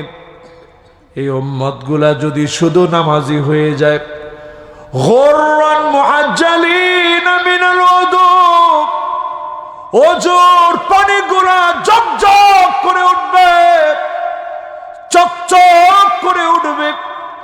নবীজি কোটি কোটি মানুষের ভিতরে সেদিন চিনবে আল্লাহ, এটাই আমার সে হারানো উম্মত। নবীজি শাফাত করার অনুমতি যখন পাবেন, শাফাত করবেন। যিনি ধন্য বানায়া জান্নাতি বানায়া দিবেন তিনি কে? এজন্য আজ থেকে পরিষ্কারভাবে নিয়ত করেন, পরিষ্কারভাবে নিয়ত করে ফেলেন যে নেতার ভিতরে নামাজ নাই ওই নেতা আমার নেতা হতে পারে না। সবাই কি রাজি আছেন না নাই? নামাজের ভিতরে একবার দুবার তিনবার ভুল করলে যেমন আমরা আমাদের ইমাম পাল্টানোর চেষ্টা করি, আমাদের যারা জাতির নেতা হবে তাদের ভুল ত্রুটি একবার দুবার না বারবার হওয়ার পরেও আমরা এখনো শুধরাই না। সময় এসেছে শুধরানোর, আল্লাহর জমিনে দিন কায়েমের, নামাজ প্রতিষ্ঠা। ঠিক কিনা বলে? 2 নাম্বার আমার আপনার কার্যক্রম নাম্বার 2, ওয়া আতাউয যাকাতা, জমিনের মধ্যে যাকাত তারা আদায় করবে, যাকাত ভিত্তিক সমাজ কায়েম করবে। আচ্ছা বলেন তো, বাংলাদেশের লোকেরা কি আমরা প্রপার ভাবে যাকাত দেই? যাকাত ভিত্তিক অর্থনীতি যদি আমরা কায়েম করতে পারতাম, এ বাংলাদেশের ভিতরে যাকাত ভিত্তিক, মাশাআল্লাহ, এই তো যুবকরা আসতেছেন, মাশাআল্লাহ, যথেষ্ট সুন্দর। যুবকরা আসলে আমরা ওয়েলকাম জানাই, মারহাবান বিকুম, পড়েন লিল্লাহে তাকবীর, মাশাআল্লাহ। এবার আপনার সবাই বলেন তো দেখি, বাংলাদেশে কি যাকাত ভিত্তিক সমাজ ব্যবস্থা কায়েম হয়েছে? যাকাত ভিত্তিক সমাজ ব্যবস্থা কায়েম হয়নি। রাজশাহীতে কিছু কিছু লোক টাকা পয়সা হয়েছে পরে কিছু কিছু যাকাত দেয়, তবে যাকাতটা এমন নির্যাতিত নিপীড়িত যাকাত, এটা 3-4 ধোঁয়া দেওয়ার পরে যাকাতের শাড়ি কিংবা লুঙ্গি আর খুঁজে পাওয়া যায় না। এটা অর্ডার দিয়ে বানানো থাকে যাকাতের লুঙ্গি। এটা কিয়ামতের একটা আলামত, আযাব আসার কারণ। নবীজি বলছেন কিয়ামতের আগে লোকেরা যাকাত দিবে এমন, ওয়াজ যাকাতু মাগরামা, যাকাত সবচেয়ে বড় জরিমানা মনে হবে। মানুষ মনে করবে আহারে আমার 1 কোটি টাকা, সেখান থেকে 2.5 লক্ষ টাকা চলে যাচ্ছে। নাউজুবিল্লাহ, কোন সুবহানাল্লাহ। এখনো যখন আমি যাকাত দেওয়ার জন্য চেষ্টা করি, আলহামদুলিল্লাহ, আমি লিখে রাখি। যাকাত যখন দেই আমার কাছে এত আনন্দ লাগে, আমি প্রাউড ফিল করি। পাই টু পাই হিসাব করে যাকাত দেওয়ার চিন্তা করি, আল্লাহ এই যাকাতটা আপনি তো এমন বানাইতে পারতেন, আমার হাতটা নিচে থাকতে পারত, আমি যাকাত খেতে পারতাম, এমন বানাইতে পারতেন। আল্লাহ আপনি আমারে দেওয়ার তৌফিক দিয়েছেন। ঠিক কিনা বলেন? এই সমাজের ভিতরে যদি প্রপার ভাবে দারিদ্রদের হক যাকাতের মাধ্যমেও দেওয়া হতো, হাক্কুন লিসাইলি ওয়াল মাহরুম, বঞ্চিত মানুষগুলোকে যদি যাকাত দেওয়া হতো, সত্যিকারের যাকাত যদি আদায় হতো, এই বাংলাদেশের চিত্রটা এমন হতো, আপনি সিঙ্গাপুরের উদাহরণ তখন দেওয়া লাগতো না। 5 বছরের ভিতরে দারিদ্রতা বিমোচন হয়ে আমার যুবকগুলো বেকারত্ব মুছে দিয়ে সবাই স্বনির্ভর হয়ে যেত। যেই লোকটার অর্থ নাই, সে তার হক পাওয়ার কারণে কিছুদিনের ভিতরে সে নিজেও যাকাত দেওয়ার মতো সামর্থ্যবান হয়ে যেত। ঠিক কিনা বলেন? এই সমাজ আমাদেরকে নবীজি করে দেখায় গেছে। সমাজ কেমনে চালাতে হয় নবীজি দেখায় গিয়েছে। যাকাত যারা দেন না, যাকাত ভিত্তিক সমাজ যারা কায়েম করেন না, যাকাত যদি সমাজের ভিতরে কায়েম হয়ে যায়, দৃশ্যপট পরিবর্তন হয়ে যাবে। আপনি দরিদ্রদের উপরে কোনো দয়া করেন নাই। হাক্কুন লিসাইলি ওয়াল মাহরুম, বঞ্চিত মানুষদেরকে তাদের হক দিয়েছেন আপনি। একা একা টাকা খাওয়ার জন্য আল্লাহ টাকা দেয় নাই, তাদের হকটাও মালিক আপনাকে দিয়েছে। আপনি যখন আদায় করবেন, যিনি আপনাকে দামি বানায় দিবেন তিনি কে? একজন যুবক মাশাআল্লাহ মাহফিলের দিকে আসতেছে, লিল্লাহে তাকবীর, মাশাআল্লাহ। এই না ভাল লাগে, বসেন। মাশাআল্লাহ, এই তো খুশি লাগতেছে। মনেরা তো বসতেছে না। ও সামনে বসবে, ঠিক আছে, মাশাআল্লাহ। এরা তো আওয়ার লিডার, মাশাআল্লাহ। দেখেন মাশাআল্লাহ, ওনারা সামনে বসার জন্য আসছে, মাশাআল্লাহ। এই না আমাদের নেতৃত্ব, এই না আমাদের নেতা, এই না আমাদের লিডার। এরা ঠিক হলে গোটা জাতি ঠিক। ঠিক, কিন্তু ঠিকের মতো হয় নাই। জোরে সোরে কন, ঠিক নেই? বহু আন্দোলন কিন্তু হয়েছে জালেমদের পতনের জন্য, কোন আন্দোলন সার্থক হয়নি। কিন্তু যখনই এই যুবকেরা স্লোগান দিয়েছে উই ওয়ান্ট, আমি একটু দেখতে চাইছি যে আপনাদের অবস্থা কি। উই ওয়ান্ট, এই স্লোগান যখন দিছে উই ওয়ান্ট জাস্টিস, গোটা জাতি নড়ে চড়ে উঠছে।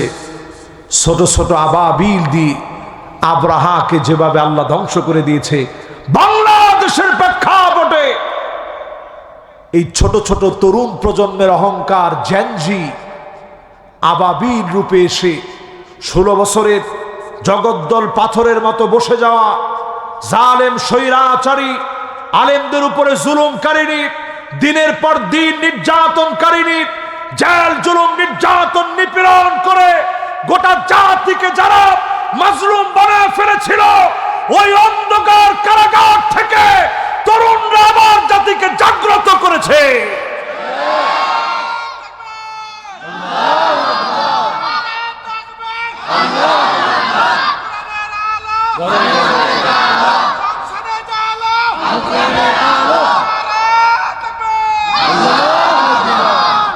দেখেন এখানে দুই ধরনের স্লোগান উঠছে, একটা হচ্ছে সংসদে জালো, আর একটা হচ্ছে ঘরে ঘরে জালো, ঠিক না? আচ্ছা বলেন তো দেখি, ঘরে ঘরে যদি জ্বালান আমাদের কি কোনো অসুবিধা আছে? কিন্তু পার্লামেন্টে যদি একবার আল্লাহর কোরআনের আলোটা জ্বলে যায়, আপনার ঘরে জ্বলতেই হবে, ঠিক কিনা বলেন? প্রিয় ভাইয়েরা আমার, যাকাত ভিত্তিক সমাজ নিয়ে কথা বলছিলাম। যাকাত যারা দিবে না, সেই দিন আল্লাহ রাব্বুল আলামিন জাহান্নামটাকে টেনে নিয়ে আসবেন। ইয়াউমা ইউহমা আলাইহা ফি নারি জাহান্নাম, জাহান্নামকে সেদিন আল্লাহ টেনে নিয়ে আসবেন। দরিদ্রদের সামনে, হকদারদের সামনে, পাওনাদারদের সামনে আনবেন।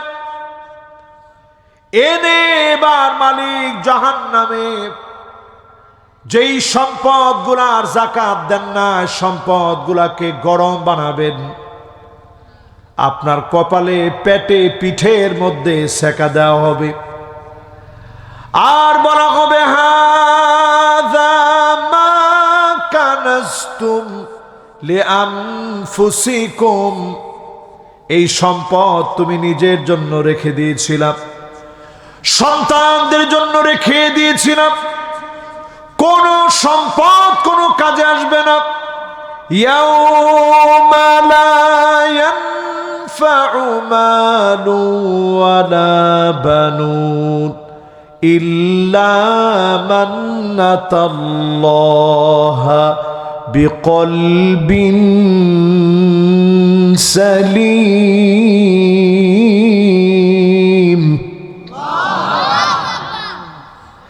এই সন্তান সন্ততি টাকা পয়সা কাজে আসবে না।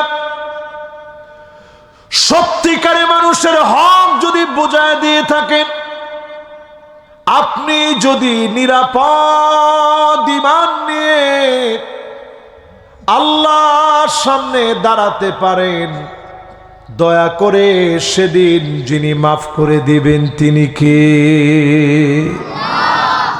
আমার 2 নাম্বারটা শেষ, এবার আমার 3 নাম্বার পয়েন্টে যাচ্ছি। আপনাকে আমার সাথে আছেন না গেছেন? 3 নাম্বার পয়েন্ট হলো ওয়া আমারু বিল মা'রুফ।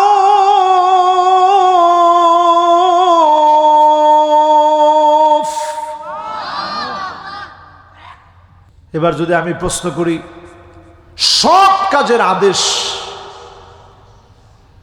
আপনি ক্ষমতা না থাকলে সৎ কাজের আদেশ দিতে পারবেন? হাড্ডি ভেঙে ফেলবে আপনার। ঠিক তো কর না আপনারা। ইভেন আমি হুজুর যদি এইখানে মদ খাইতেছে ধরেন 10 জন লোক, আমি যাওয়ার সময় গাড়িটা থামাই দিয়া যদি বলে দাঁড়ান, কিরে মদ খাস কি লিগা, কব হুজুর এখন কিন্তু তোরে খায় ফেলাম, ঠিক নেই? ওর মাথা ঠিক নেই তো। আমার নিজের বাসার সামনে একদিন আমি দেখি বিরাট লম্বা চূড়া ব্যক্তি, আমি ভাবলাম আমার পুলিশের লোক টুক কিনা, তো উনি যে মদ খেয়ে আসছে এটা তো আমার জানা নাই। আমি মাহফিল করে মাত্র গাড়িটা ঢুকাবো, এর মধ্যে সে আইসা ঝগড়া লাগাই দিচ্ছে। তা আমি ওনার পিঠে আদর করে বলতেছি, ভাই আমি একজন হুজুর মানুষ, আপনি আমার গালিগালাজ দিতেছেন, এটা কি হয়? থাক ভাই, আপনি আপনার মতো চলে যান, আমি আমার মতো যাই। দেখি যে না, কোনো কিছুতে পাগলার কাজ হচ্ছে না, ও তো খায়া আসছে। তাহলে এবার একটু চিন্তা করেন, একটা মদখোর মদ খেয়ে আসার পরে মাতলামি করতেছে, আপনি হুজুর আপনার কথার আর কোনো তাসির হচ্ছে না। ও আমারু বিল মারুফ, সৎ কাজের আদেশ কিন্তু এখানে আপনি করতে পারবেন না। মদ খাও না আপনি বলতে পারবেন না, বললেও কোনো লাভ হবে না। কিন্তু যদি আইন হয়ে যেত মদ খেলে 80টা করে বেত্রাঘাত করা হবে, এই আইন যদি পার্লামেন্ট থেকে হয়ে যেত, একদিন পিটাইলে 100টা মদখোর একদিনে ঠিক হয়ে যেত। মাশাআল্লাহ, ওরে খাইছে রে, সুবহানাল্লাহ, আল্লাহু আকবার।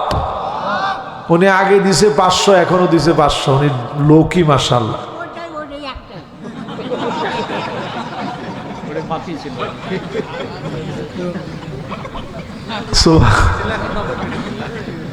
মাশাআল্লাহ, কিরকম মানুষ দেখছেন, আল্লাহু আকবার। দেখছেন, এটা একটা জান্নাতি মানুষের পরিচয়। আল্লাহ যেন ওনারা আল্লাহর জান্নাতের মেহমান বানায় দেন, পড়েন আমিন। জান্নাতের মানুষ সহজ সরল হবে, হাদিসের ভিতরে আসছে। অনেকে আবার কবেন হুজুর আপনি সার্টিফিকেট দিয়ে দিলেন, আপনার নামে তো বদলামের শেষ নেই। গিররুন কারীম, নবীজি বলছেন হাদিসের ভিতরে, জান্নাতীরা হবে সহজ সরল। উনি কিন্তু ইচ্ছে করলে এটা না বইলা চলে যেতে পারতো, তাহলে প্রমাণ হইতো উনি দিছে কয়বার। এটা হয়তো খিব্বুন লাঈন, ধূর্ত বাটপারি, মুনাফিকি। মুনাফিকরা হয় চালাক, ধূর্ত বাটপার। যারা সহজ সরল তারা হয় মুমিন, ঠিক কিনা বলেন? তাহলে এখানে দেখছেন উনি একবার সহজ সরল ভাবে বলে দিছে, না হুজুর ওইটাই 2বার দিছে এমন না, হুজুর ওইটা নগদ আনি দিলাম। আল্লাহ ওনারে কবুল মঞ্জুর করুক, পড়েন আমিন। বলেন আমরা 3 নম্বরে আসি, ক নাম্বার? তাহলে সৎ কাজের আদেশ দিতে লাগে ক্ষমতা, জোরে কন কি? ওয়াজআলনি মিন লাদুন্না নাসিরা, ক্ষমতা লাগবে, ক্ষমতা লাগবে।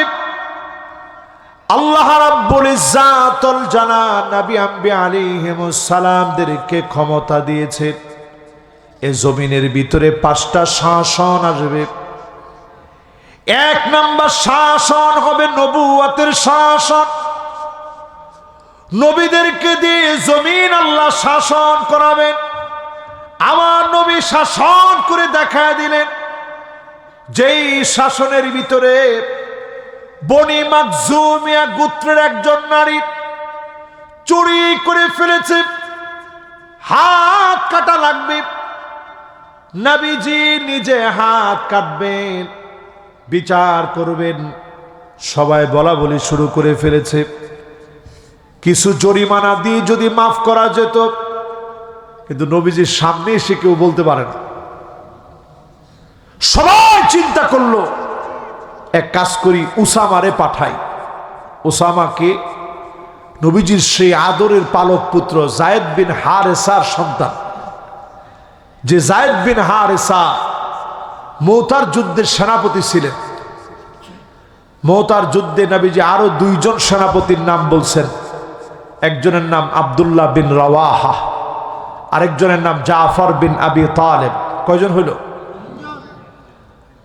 তো তিনি বুঝে ফেলছেন যায়েদ বিন হারেসা, যাহ আজকের পরে আর কোনোদিন আমার নবীর সাথে আর দেখা হবে না। ছোট্ট সময় তিনি হারায় গিয়ে নবীজির কাছে আসলেন। বাপ মা নিতে এসেছে।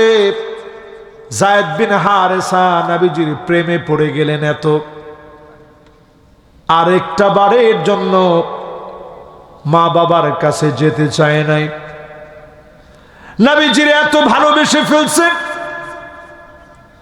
সেই মওতার প্রান্তে যাওয়ার সময় বারবার ফিরে আসেন। নবীজির দিকে তাকায়া তাকায়া কান্দে। নবীজিও ছোট্ট জায়েদ থেকে আজকের এই জায়েদ পর্যন্ত নবীজির চোখের সামনে ভাসতেছে, নবীজিও কাঁদতেছেন। বিদায় নিয়ে চলে গেলেন। মওতার প্রান্তে শহীদ হয়ে গেলেন। ওনার সন্তানের নাম ওসামা। নবীজির কাছে আসেন, এসে ডাক দিয়ে বলে, দাদাজি একটা আরজি নিয়ে আসছি, তাড়াতাড়ি বলো রে উসামা। উসামা বললেন, ওগো নবীজি, বনি মাখজুমিয়া গোত্রের যে নারীর হাত কাটা হবে, জরিমানা আদায় করে আল্লাহর বিধানকে কি মাফ করে দেওয়া যায় না? নবীজির চেহারা লাল হয়ে গেছে। নবীজি বললেন, আমার মেয়ে ফাতেমা যদি চুরি করত, লাকাতাতু ইয়াদাহা, এক কবদি ফাতেমার হাত কেটে ফেলতে আমি নবীজি একবারের জন্য দ্বিধাবোধ করতাম না।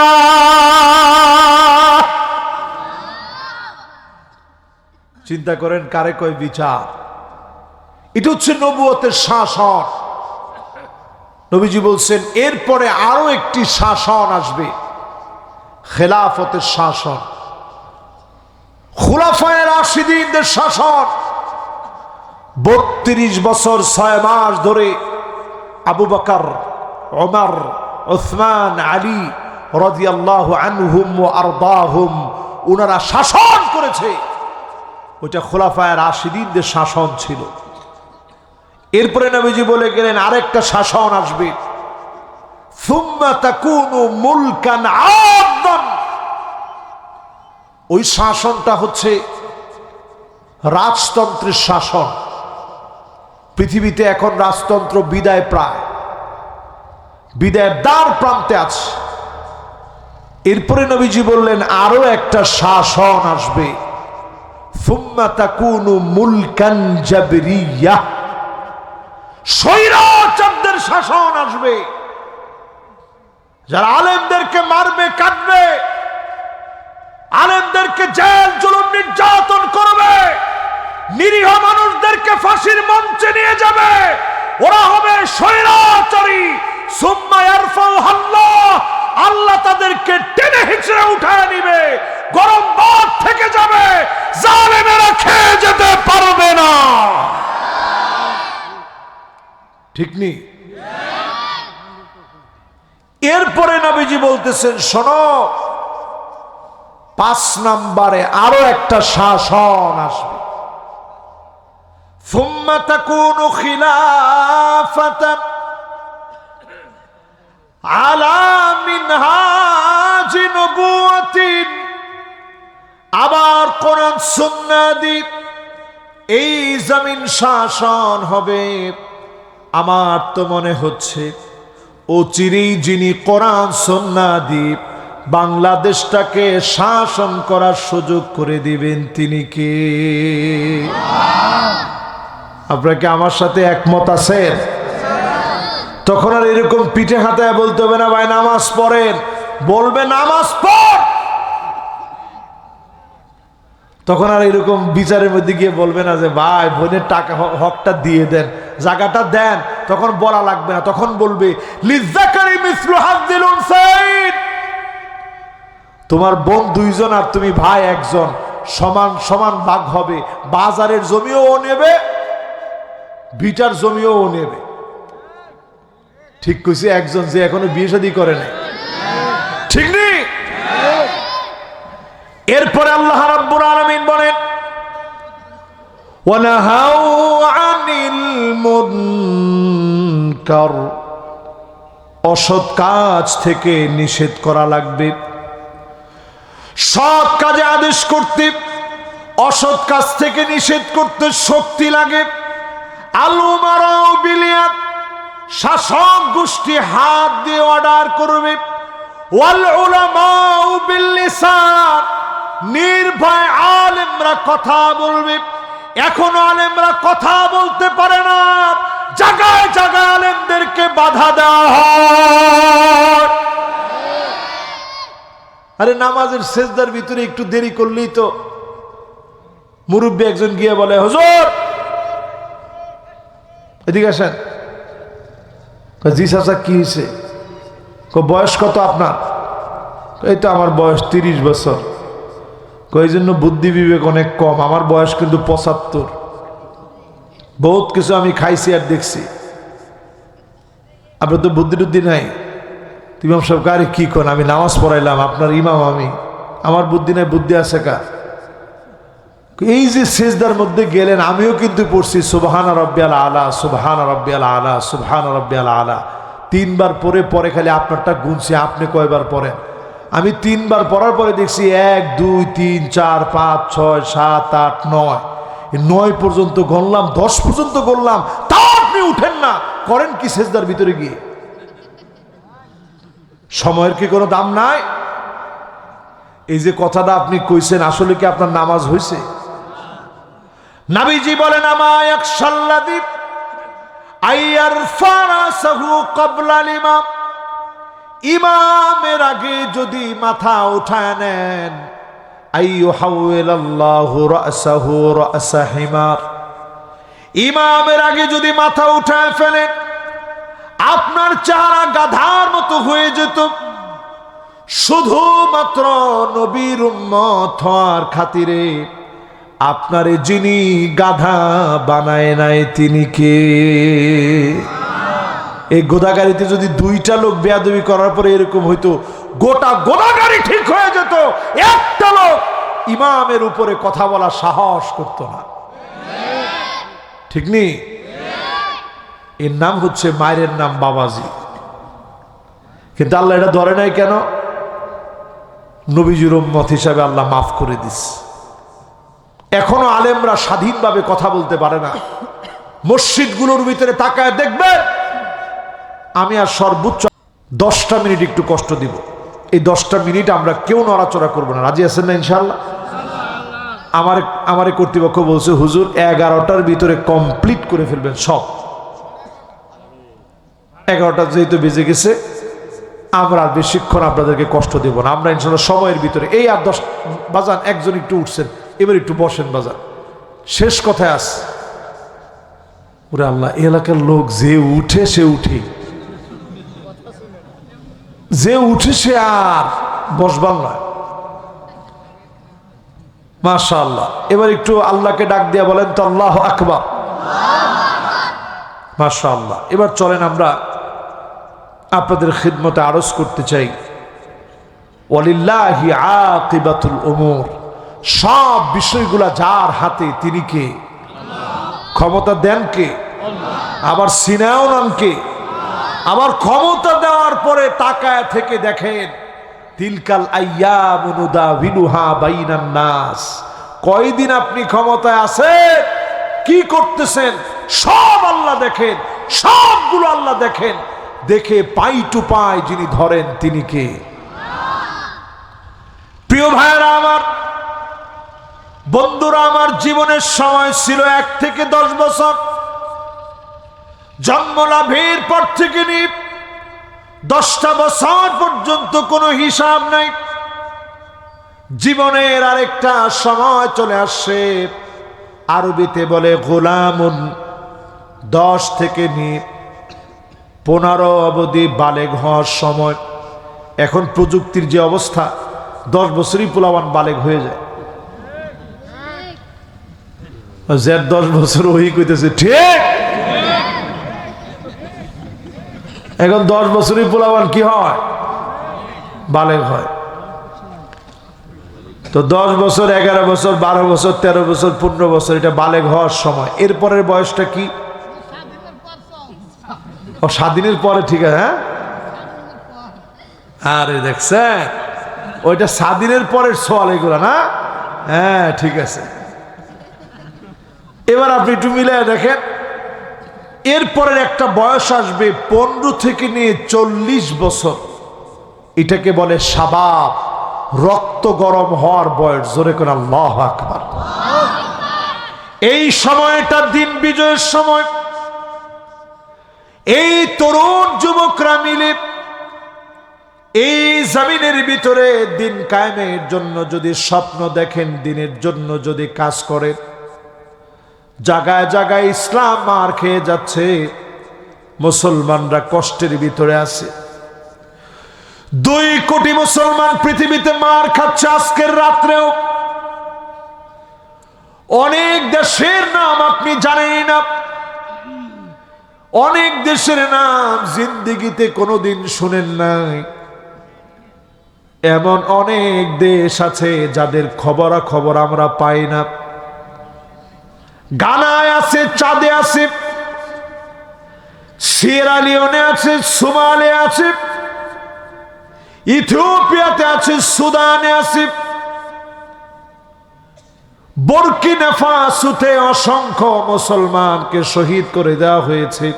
নাম শুনছেন? আরে না বেটা, কি জি, বুরকিনা ফাসো নাম শুনছেন? দেখি দেখি কে শুনছেন, দেখি। মাশাআল্লাহ, ও যে কইছে ঠিক আছে, ওরটা ঠিক আছে, 100% ঠিক আছে, ও ভাইয়েরটাও ঠিক আছে। এরা দুইজন সাধারণ জ্ঞান সম্পর্কে জানে, বোঝা গেছে। কোন জায়গায় দেশেনি? পুরো হয়েছে এগারোটা। আরে এই দেশগুলাতে কিভাবে মুসলমান মারে আপনার চিন্তা করতে পারবেন।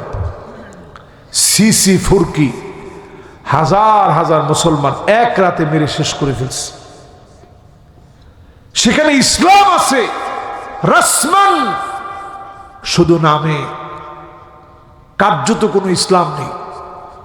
তুর্কিস্তান, কিরগিজস্তান, তুর্কিমিনিস্তান নাম শুনছেন না? আহা, কিরকম আছে মুসলমানরা, একটু খোঁজ খবর নিয়ে দেখেন। 2 কোটি মুসলমান আজকের রাত্রেও মার খাচ্ছে। আমি এই অঞ্চলগুলোতে ঘুরতে গেছিলাম, উজবেকিস্তান, তুর্কিমিনিস্তান, কিরগিজস্তান। অবাক করা বিষয়, যে দেশে ইমাম বুখারীর জন্ম, যে দেশে ইমাম মাতুরিদির জন্ম, যে দেশে বুরহানুদ্দিন মারগানানির মতো এত বড় আলেমের জন্ম, ইসমাইল কফফাল আশ-শাশি জগৎ বিখ্যাত আলেম, ওনার জন্ম, যে দেশে ইবনে খালদুনের জন্ম, যে দেশটায় ইবনে সিনার স্বপ্ন পূরণ হয়েছে, সেই দেশের ভিতরে কোরআনকে মাটির ভিতরে তারা পুঁতে রাখছে। 2 কোটি মুসলমান পৃথিবীতে মার খাচ্ছে। 20 কোটি মুসলমানের মাথার উপরে ঠাঁই নাই, ছাদ নাই, শরণার্থী হয়ে গেছে। আল্লাহ পাক আমার দেশকে বারবার সুযোগ দিয়েছে। এই দেশটা আগামীর পৃথিবীর নেতৃত্ব দিবে। পূর্ব দিকে যে নেতৃত্বের কথা বলা হয়েছে, খাতা কলমে আপনারা লিখে রাখেন, আর ক্যামেরার মধ্যে ভিডিও হচ্ছে। পূর্ব দিকের যেই নেতৃত্বের কথা বলা হয়েছে, আমার বাংলাদেশ হবে ওই নেতৃত্বের অগ্রগামী সৈনিক, আমার দেশের লোকেরা হবে ওই নেতৃত্বের অগ্রগামী সেনানী, অগ্রগামী সৈনিক হবে, ওই নেতৃত্বে তারা ভূমিকা রাখবে। বলেন আল্লাহু আকবার। এদেশের মানুষ কখনো হারতে জানে না, এদেশের মানুষ বিজয় ছিনিয়ে আনতে জানে। আরব দেশের বহু দেশে 42-43 বছর ধরে জালেম মাথার উপর বসে আছে, কেমনে সরাইতে হয় ওটা জানে না। কিন্তু বাংলাদেশ এমন একটা জাতি, যে জাতি জালেমকে এক মুহূর্তের ভিতরে ছোট ছোট ছেলেরা আন্দোলন করে হটায় দিতে পারে, ঠিক কিনা বলেন? যাওয়ার সময় আর কিছু কুল কিনার নাই, হেলিকপ্টারে পালায় যেতে বাধ্য হয়। বাংলাদেশের লোকেরা বোঝা দেয় এই জাতি দিন ইসলাম ইনসাফ প্রতিষ্ঠার জন্য অত্যন্ত প্রহরী হতে পারে। একজন হাদিকে তোমরা মারতে পারো, কিন্তু অসংখ্য হাদি অলিতে গলিতে রন্ধ্রে রন্ধ্রে স্লোগানে স্লোগানে তৈরি হয়ে যাবে। এই কনকনে শীতের ভিতরে শাহবাগ সহ আপনি তাকায় দেখেন, সারা দেশ উত্তাল হয়ে যাচ্ছে। আমি বলবো এখনো যদি আমরা না বুঝি, আগামীর জুলাই কিন্তু মাঠে মারা যাবে। জুলাইয়ের যে আন্দোলন হয়েছিল এটা সব একেবারে বিফল হবে। জুলাই যোদ্ধাদের বিভিন্ন জনের অপকর্ম সামনে তুলে আনা হবে। মানুষ তখন এই কথা বলতে বাধ্য হবে, আগেই ভালো ছিলাম। ঠিক নি? ঠিক নি? এটা একটা ডাহা মুনাফিকি না? আপনি আগেই ভালো ছিলেন। কোরআনকে জিজ্ঞাসা করেন, কোরআন কি বলে? কোরআন বলে আফা হুকমাল জাহিলিয়াতি ইয়াবগুন, জাহিলিয়াতের যুগের কোন হুকুম কশিন কালেও ভালো হতে পারে? প্রিয় ভাইরা আমার, জন্য সব আল্লাহর হাতে। আল্লাহর হাতে সব কিছু। আমার আপনার কাজ হচ্ছে শুধু চেষ্টা টুকুন করে যাওয়া। আস-সা'য়ু মিন্না ওয়াল ইতমামু মিনাল্লাহ। চেষ্টা শুধু আমি আপনি করে যেতে পারবো, যিনি পরিপূর্ণতা দান করে দিবেন তিনি কে? শেষ 5টা মিনিটের ভিতরে আমি 8টা কাজ আপনাদের জন্য দিতে চাই। ঘড়ি ধরে রাখেন, 5টা মিনিট। 1 নম্বরে আমাদের কার্যক্রম হবে ওয়া আনিহকুম বাইনাহুম বিমা আনজালাল্লাহ।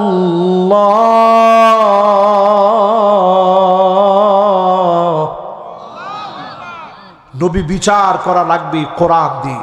আওয়াজ করে বলেন, বিচার লাগবে কি দিয়ে? 55টা বছর ধরে কোরআন দিয়ে বিচার হয় নাই, তাহলে বিচার লাগবে কি দিয়ে? এবার 2 নাম্বার কার্যক্রমে আসেন।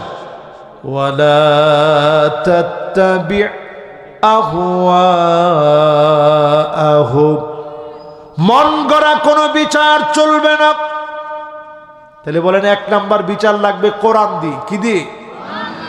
2 নম্বর মন গড়া কোনো বিচার চলবে। ওই বিচারপতি মানিক্কাদের মতো বিচার চললে, এখন মানিক্কার নিজের অবস্থা কি দেখেন, দাড়িটারি রাইখা হুজুর হয়ে গেছে। আরে ওরে যেদিন ধরছে মানুষে কি কেলানটা দিছে, ওর কেলানি দেখে আমার মনে হয়েছে যে আল্লাহ, এইরকম তুমি দেখাইতে পারো। 3 নম্বরে আল্লাহ বুঝাইয়া দিলেন ওয়াহযারুহুম আইয়াফতিনুকা আন বা'দি মা আনজালাল্লাহু ইলাইক। নবী সতর্ক থাকা লাগবে, কাফেররা যেন কিছু ঢুকায় দিতে না পারে। আজকেও কোরআনের আয়াত দিয়ে আপনি আমি আমল করতেই হবে, সতর্ক থাকা লাগবে। কোন দিল্লি, কোন পিন্ডি, কারো কোন আগ্রাসন আমরা দেখতে চাই না। দিল্লির আগ্রাসন যেমন চাই না, পিন্ডির আগ্রাসন চাই না। কোন আগ্রাসন দিয়ে বাংলার জাতিসত্তা নির্বাচিত হতে পারে না। প্রিয় ভাইরা আমার, এরপরে কোরআন বলছে فَإِن تَوَلَّوْا فَاعْلَمْ أَنَّمَا يُرِيدُ اللَّهُ أَن يُصِيبَهُم بِبَعْضِ ذُنُوبِهِمْ। এরপরেও যদি ঘাটতেরামি করো, আমি আল্লাহ ঘাড় মটকায়া দিব। বড় বড় অন্যায়ের কারণে না, ছোট্ট একটা বিষয় দিয়ে ঘাড় মটকায় দিব। বলেন ঘাড় মটকায় কে? ফাইন তাওয়াল্লাউ মানে ঘাড় যদি এরপরেও ঘোরো আমি আল্লাহ তোমাদেরকে আযাব দিয়ে পাকড়াও করব। তাহলে 4 নাম্বারটা আজকে থেকে বুঝে নেন, ঘাউরামি করার কোনো সুযোগ নেই। রাজশাহীর ভাষায় ঘাউরামিরে কি বলেন? ওই ঘাড় তেরামির আর সুযোগ নেই। ঘাড় সোজা করেন, যদি সোজা না করেন আল্লাহ নিজে সোজা করে দিবে, ঠিক নেই? এরপরে 5 নম্বরে আল্লাহ রাব্বুল আলামিন বলেন ওয়া ইন্না কাসীরাম মিনান নাসি লাফাসিকুন,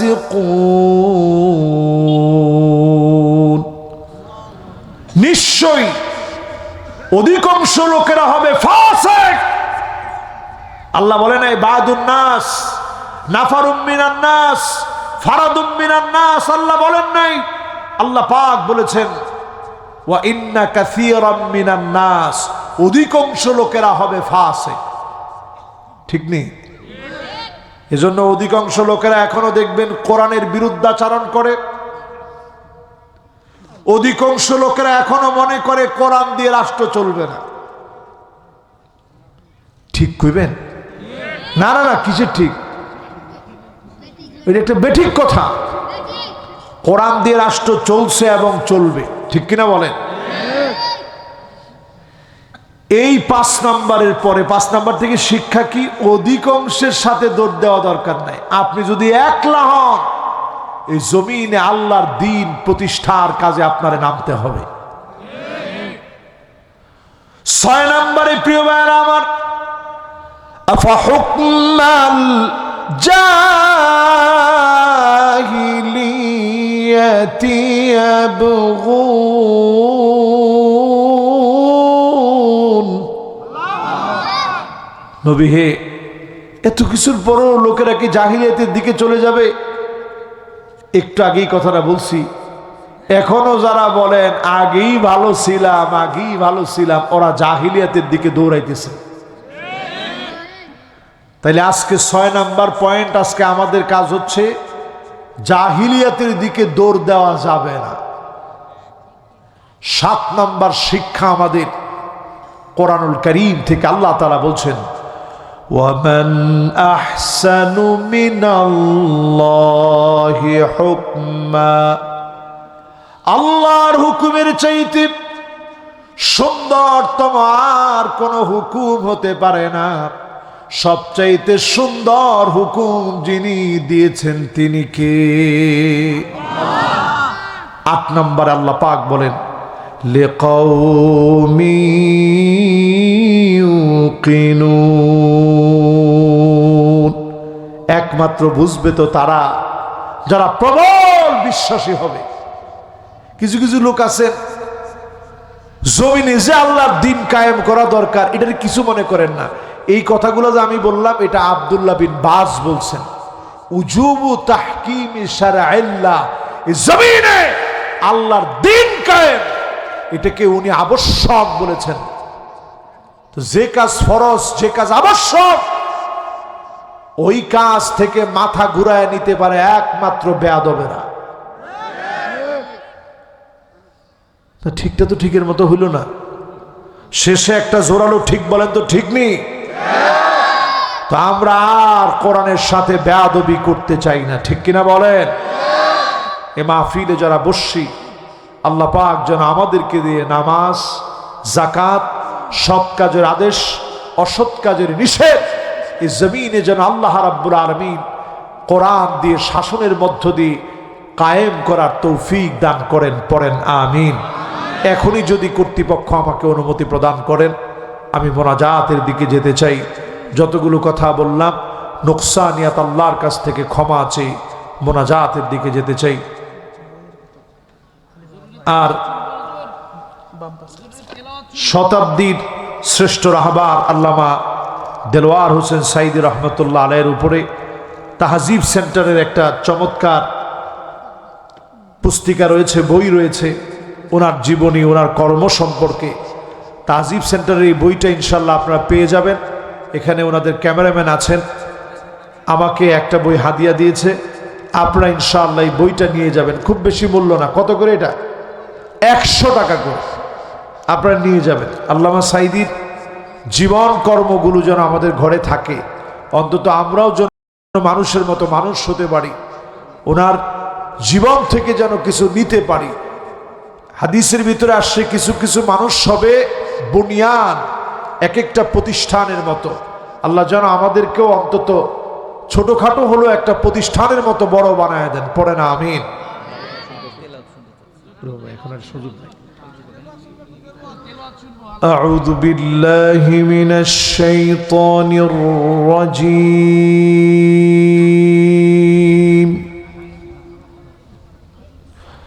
বিসমিল্লাহির রহমানির রহিম।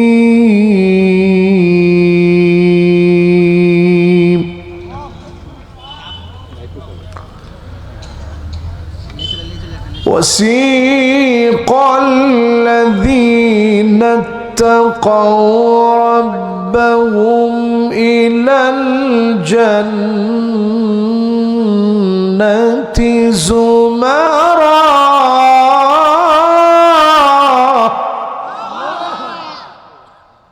حتى إذا جاءوها وفتحت أبوابها وقال لهم خزنتها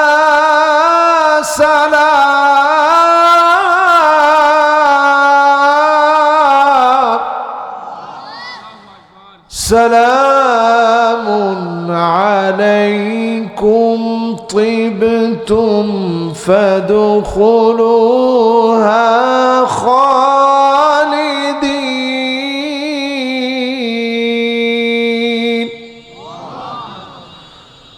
وقالوا الحمد لله الذي صدقنا وعده وأورثنا الأرض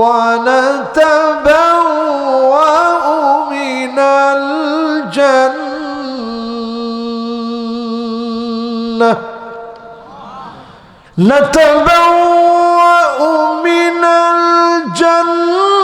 الجنة حيث نشاء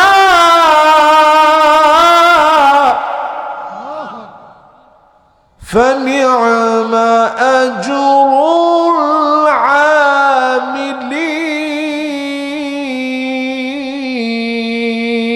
العاملين وترى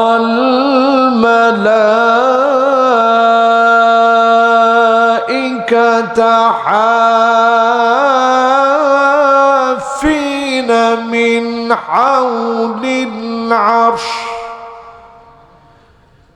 يسبحون بحمد ربهم وقضي بينهم بالحق وقيل الحمد لله رب العالمين وقيل الحمد لله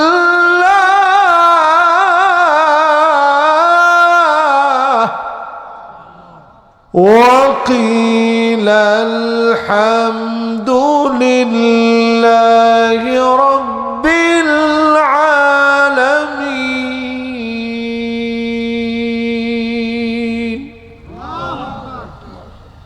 صدق الله العظيم। আসেন আমরা মোনাজাতের দিকে যাই। আল্লাহ পাকের কাছে কাওয়ানো বাক্যে আমরা মোনাজাত করি। আল্লাহুম্মা আমিন। আল্লাহুম্মা আনতাস সালাম ওয়া মিনকাস সালাম তাবারাকতা ইয়া যাল জালালি ওয়াল ইকরাম ইলাহাল আলামিন কাদিপুর আল হেরা তাফসীর কমিটির উদ্যোগে আয়োজিত 13টা বছর ধরে এই মাহফিলের সমাপনী লগ্নে আপনার শাহী আর মাকবুল দরবারে হাত তুলেছি। মেহেরবান মালিক, দয়া করে মায়া করে জীবনের গুনাহ মাফ করে দেন আল্লাহ। আয় আল্লাহ,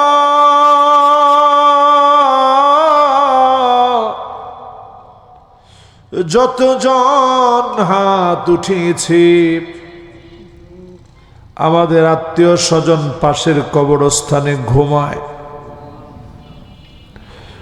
কোনো না কোনো আত্মীয় ঘুমায় আছে পাশের কবরস্থানে।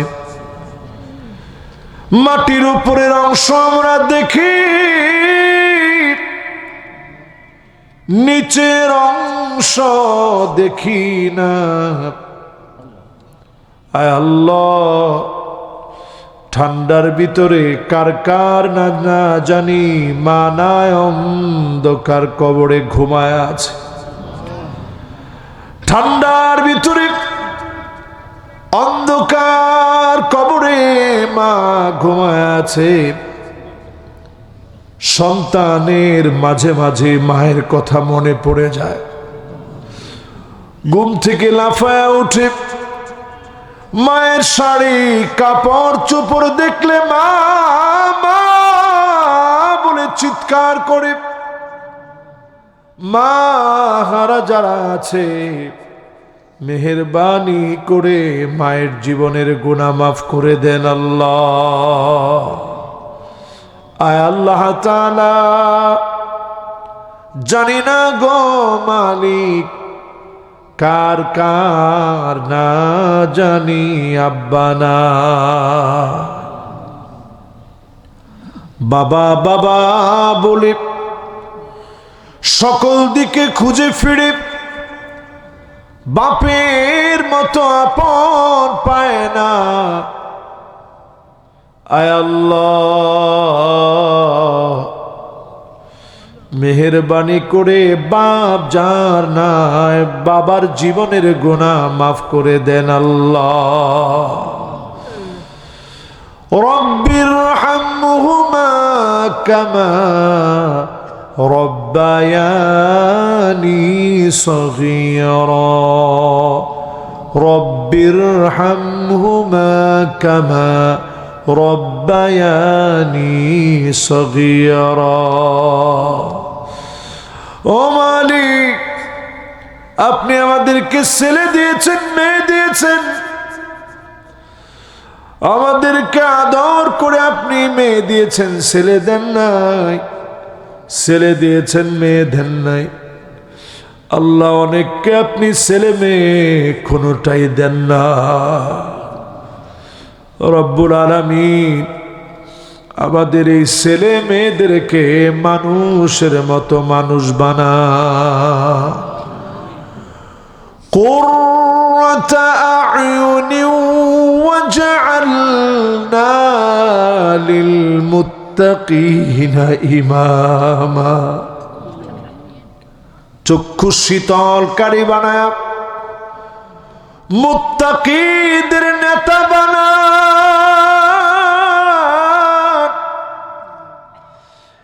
এই জমিনে দিন কায়েমের তরে যারা চেষ্টা করেছে, রক্তগুলা ঢেলে দিয়েছে, ফাঁসির দড়িতে গিয়েছে, আয় আল্লাহ, আপনার কাছে কিছু চায় না, শুধু মাত্র কবুলিয়াত চায়। দুনিয়ার কারো কাছে মাথা নত করে নাই। জালেমরা কবরের উপরে পর্যন্ত নৃত্য করেছে। আয় আল্লাহ, ফাঁসি দেওয়ার পরেও তারা থামে নাই। লাশবাহী গাড়ির সঙ্গে অপমানজনক কাজ করেছে। জানাজা পর্যন্ত পড়তে দেয় না। এত জুলুম নির্যাতন করা হয়েছে মালিক। মেহেরবানি করে আপনার কাছে বলি, একটা বারের জন্য কোরবানি কবুল করে জমিনে দিন কায়েম করে দেন আল্লাহ। আল্লাহ তাআলা এই মাহফিলে আমার যুবকেরা বসে, মুরব্বীরা বসে, মা বোনরা বসে, প্রত্যেককে আল্লাহ দিনের জন্য কবুল করে নেন আল্লাহ। সময় ফুরায় যাচ্ছে গো মালিক, আমাদের হায়াত দিন দিন ফুরায় যাচ্ছে। আল্লাহ যতটা দিন চলে যাচ্ছে, আল্লাহ কতটুকুন সময় দিনের জন্য ব্যয় করলাম।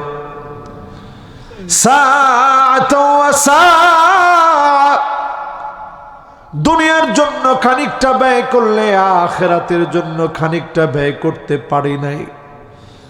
আল্লাহ যতটুকুন করেছে কবুল করে আমাদেরকে মাফ করে দেন আল্লাহ।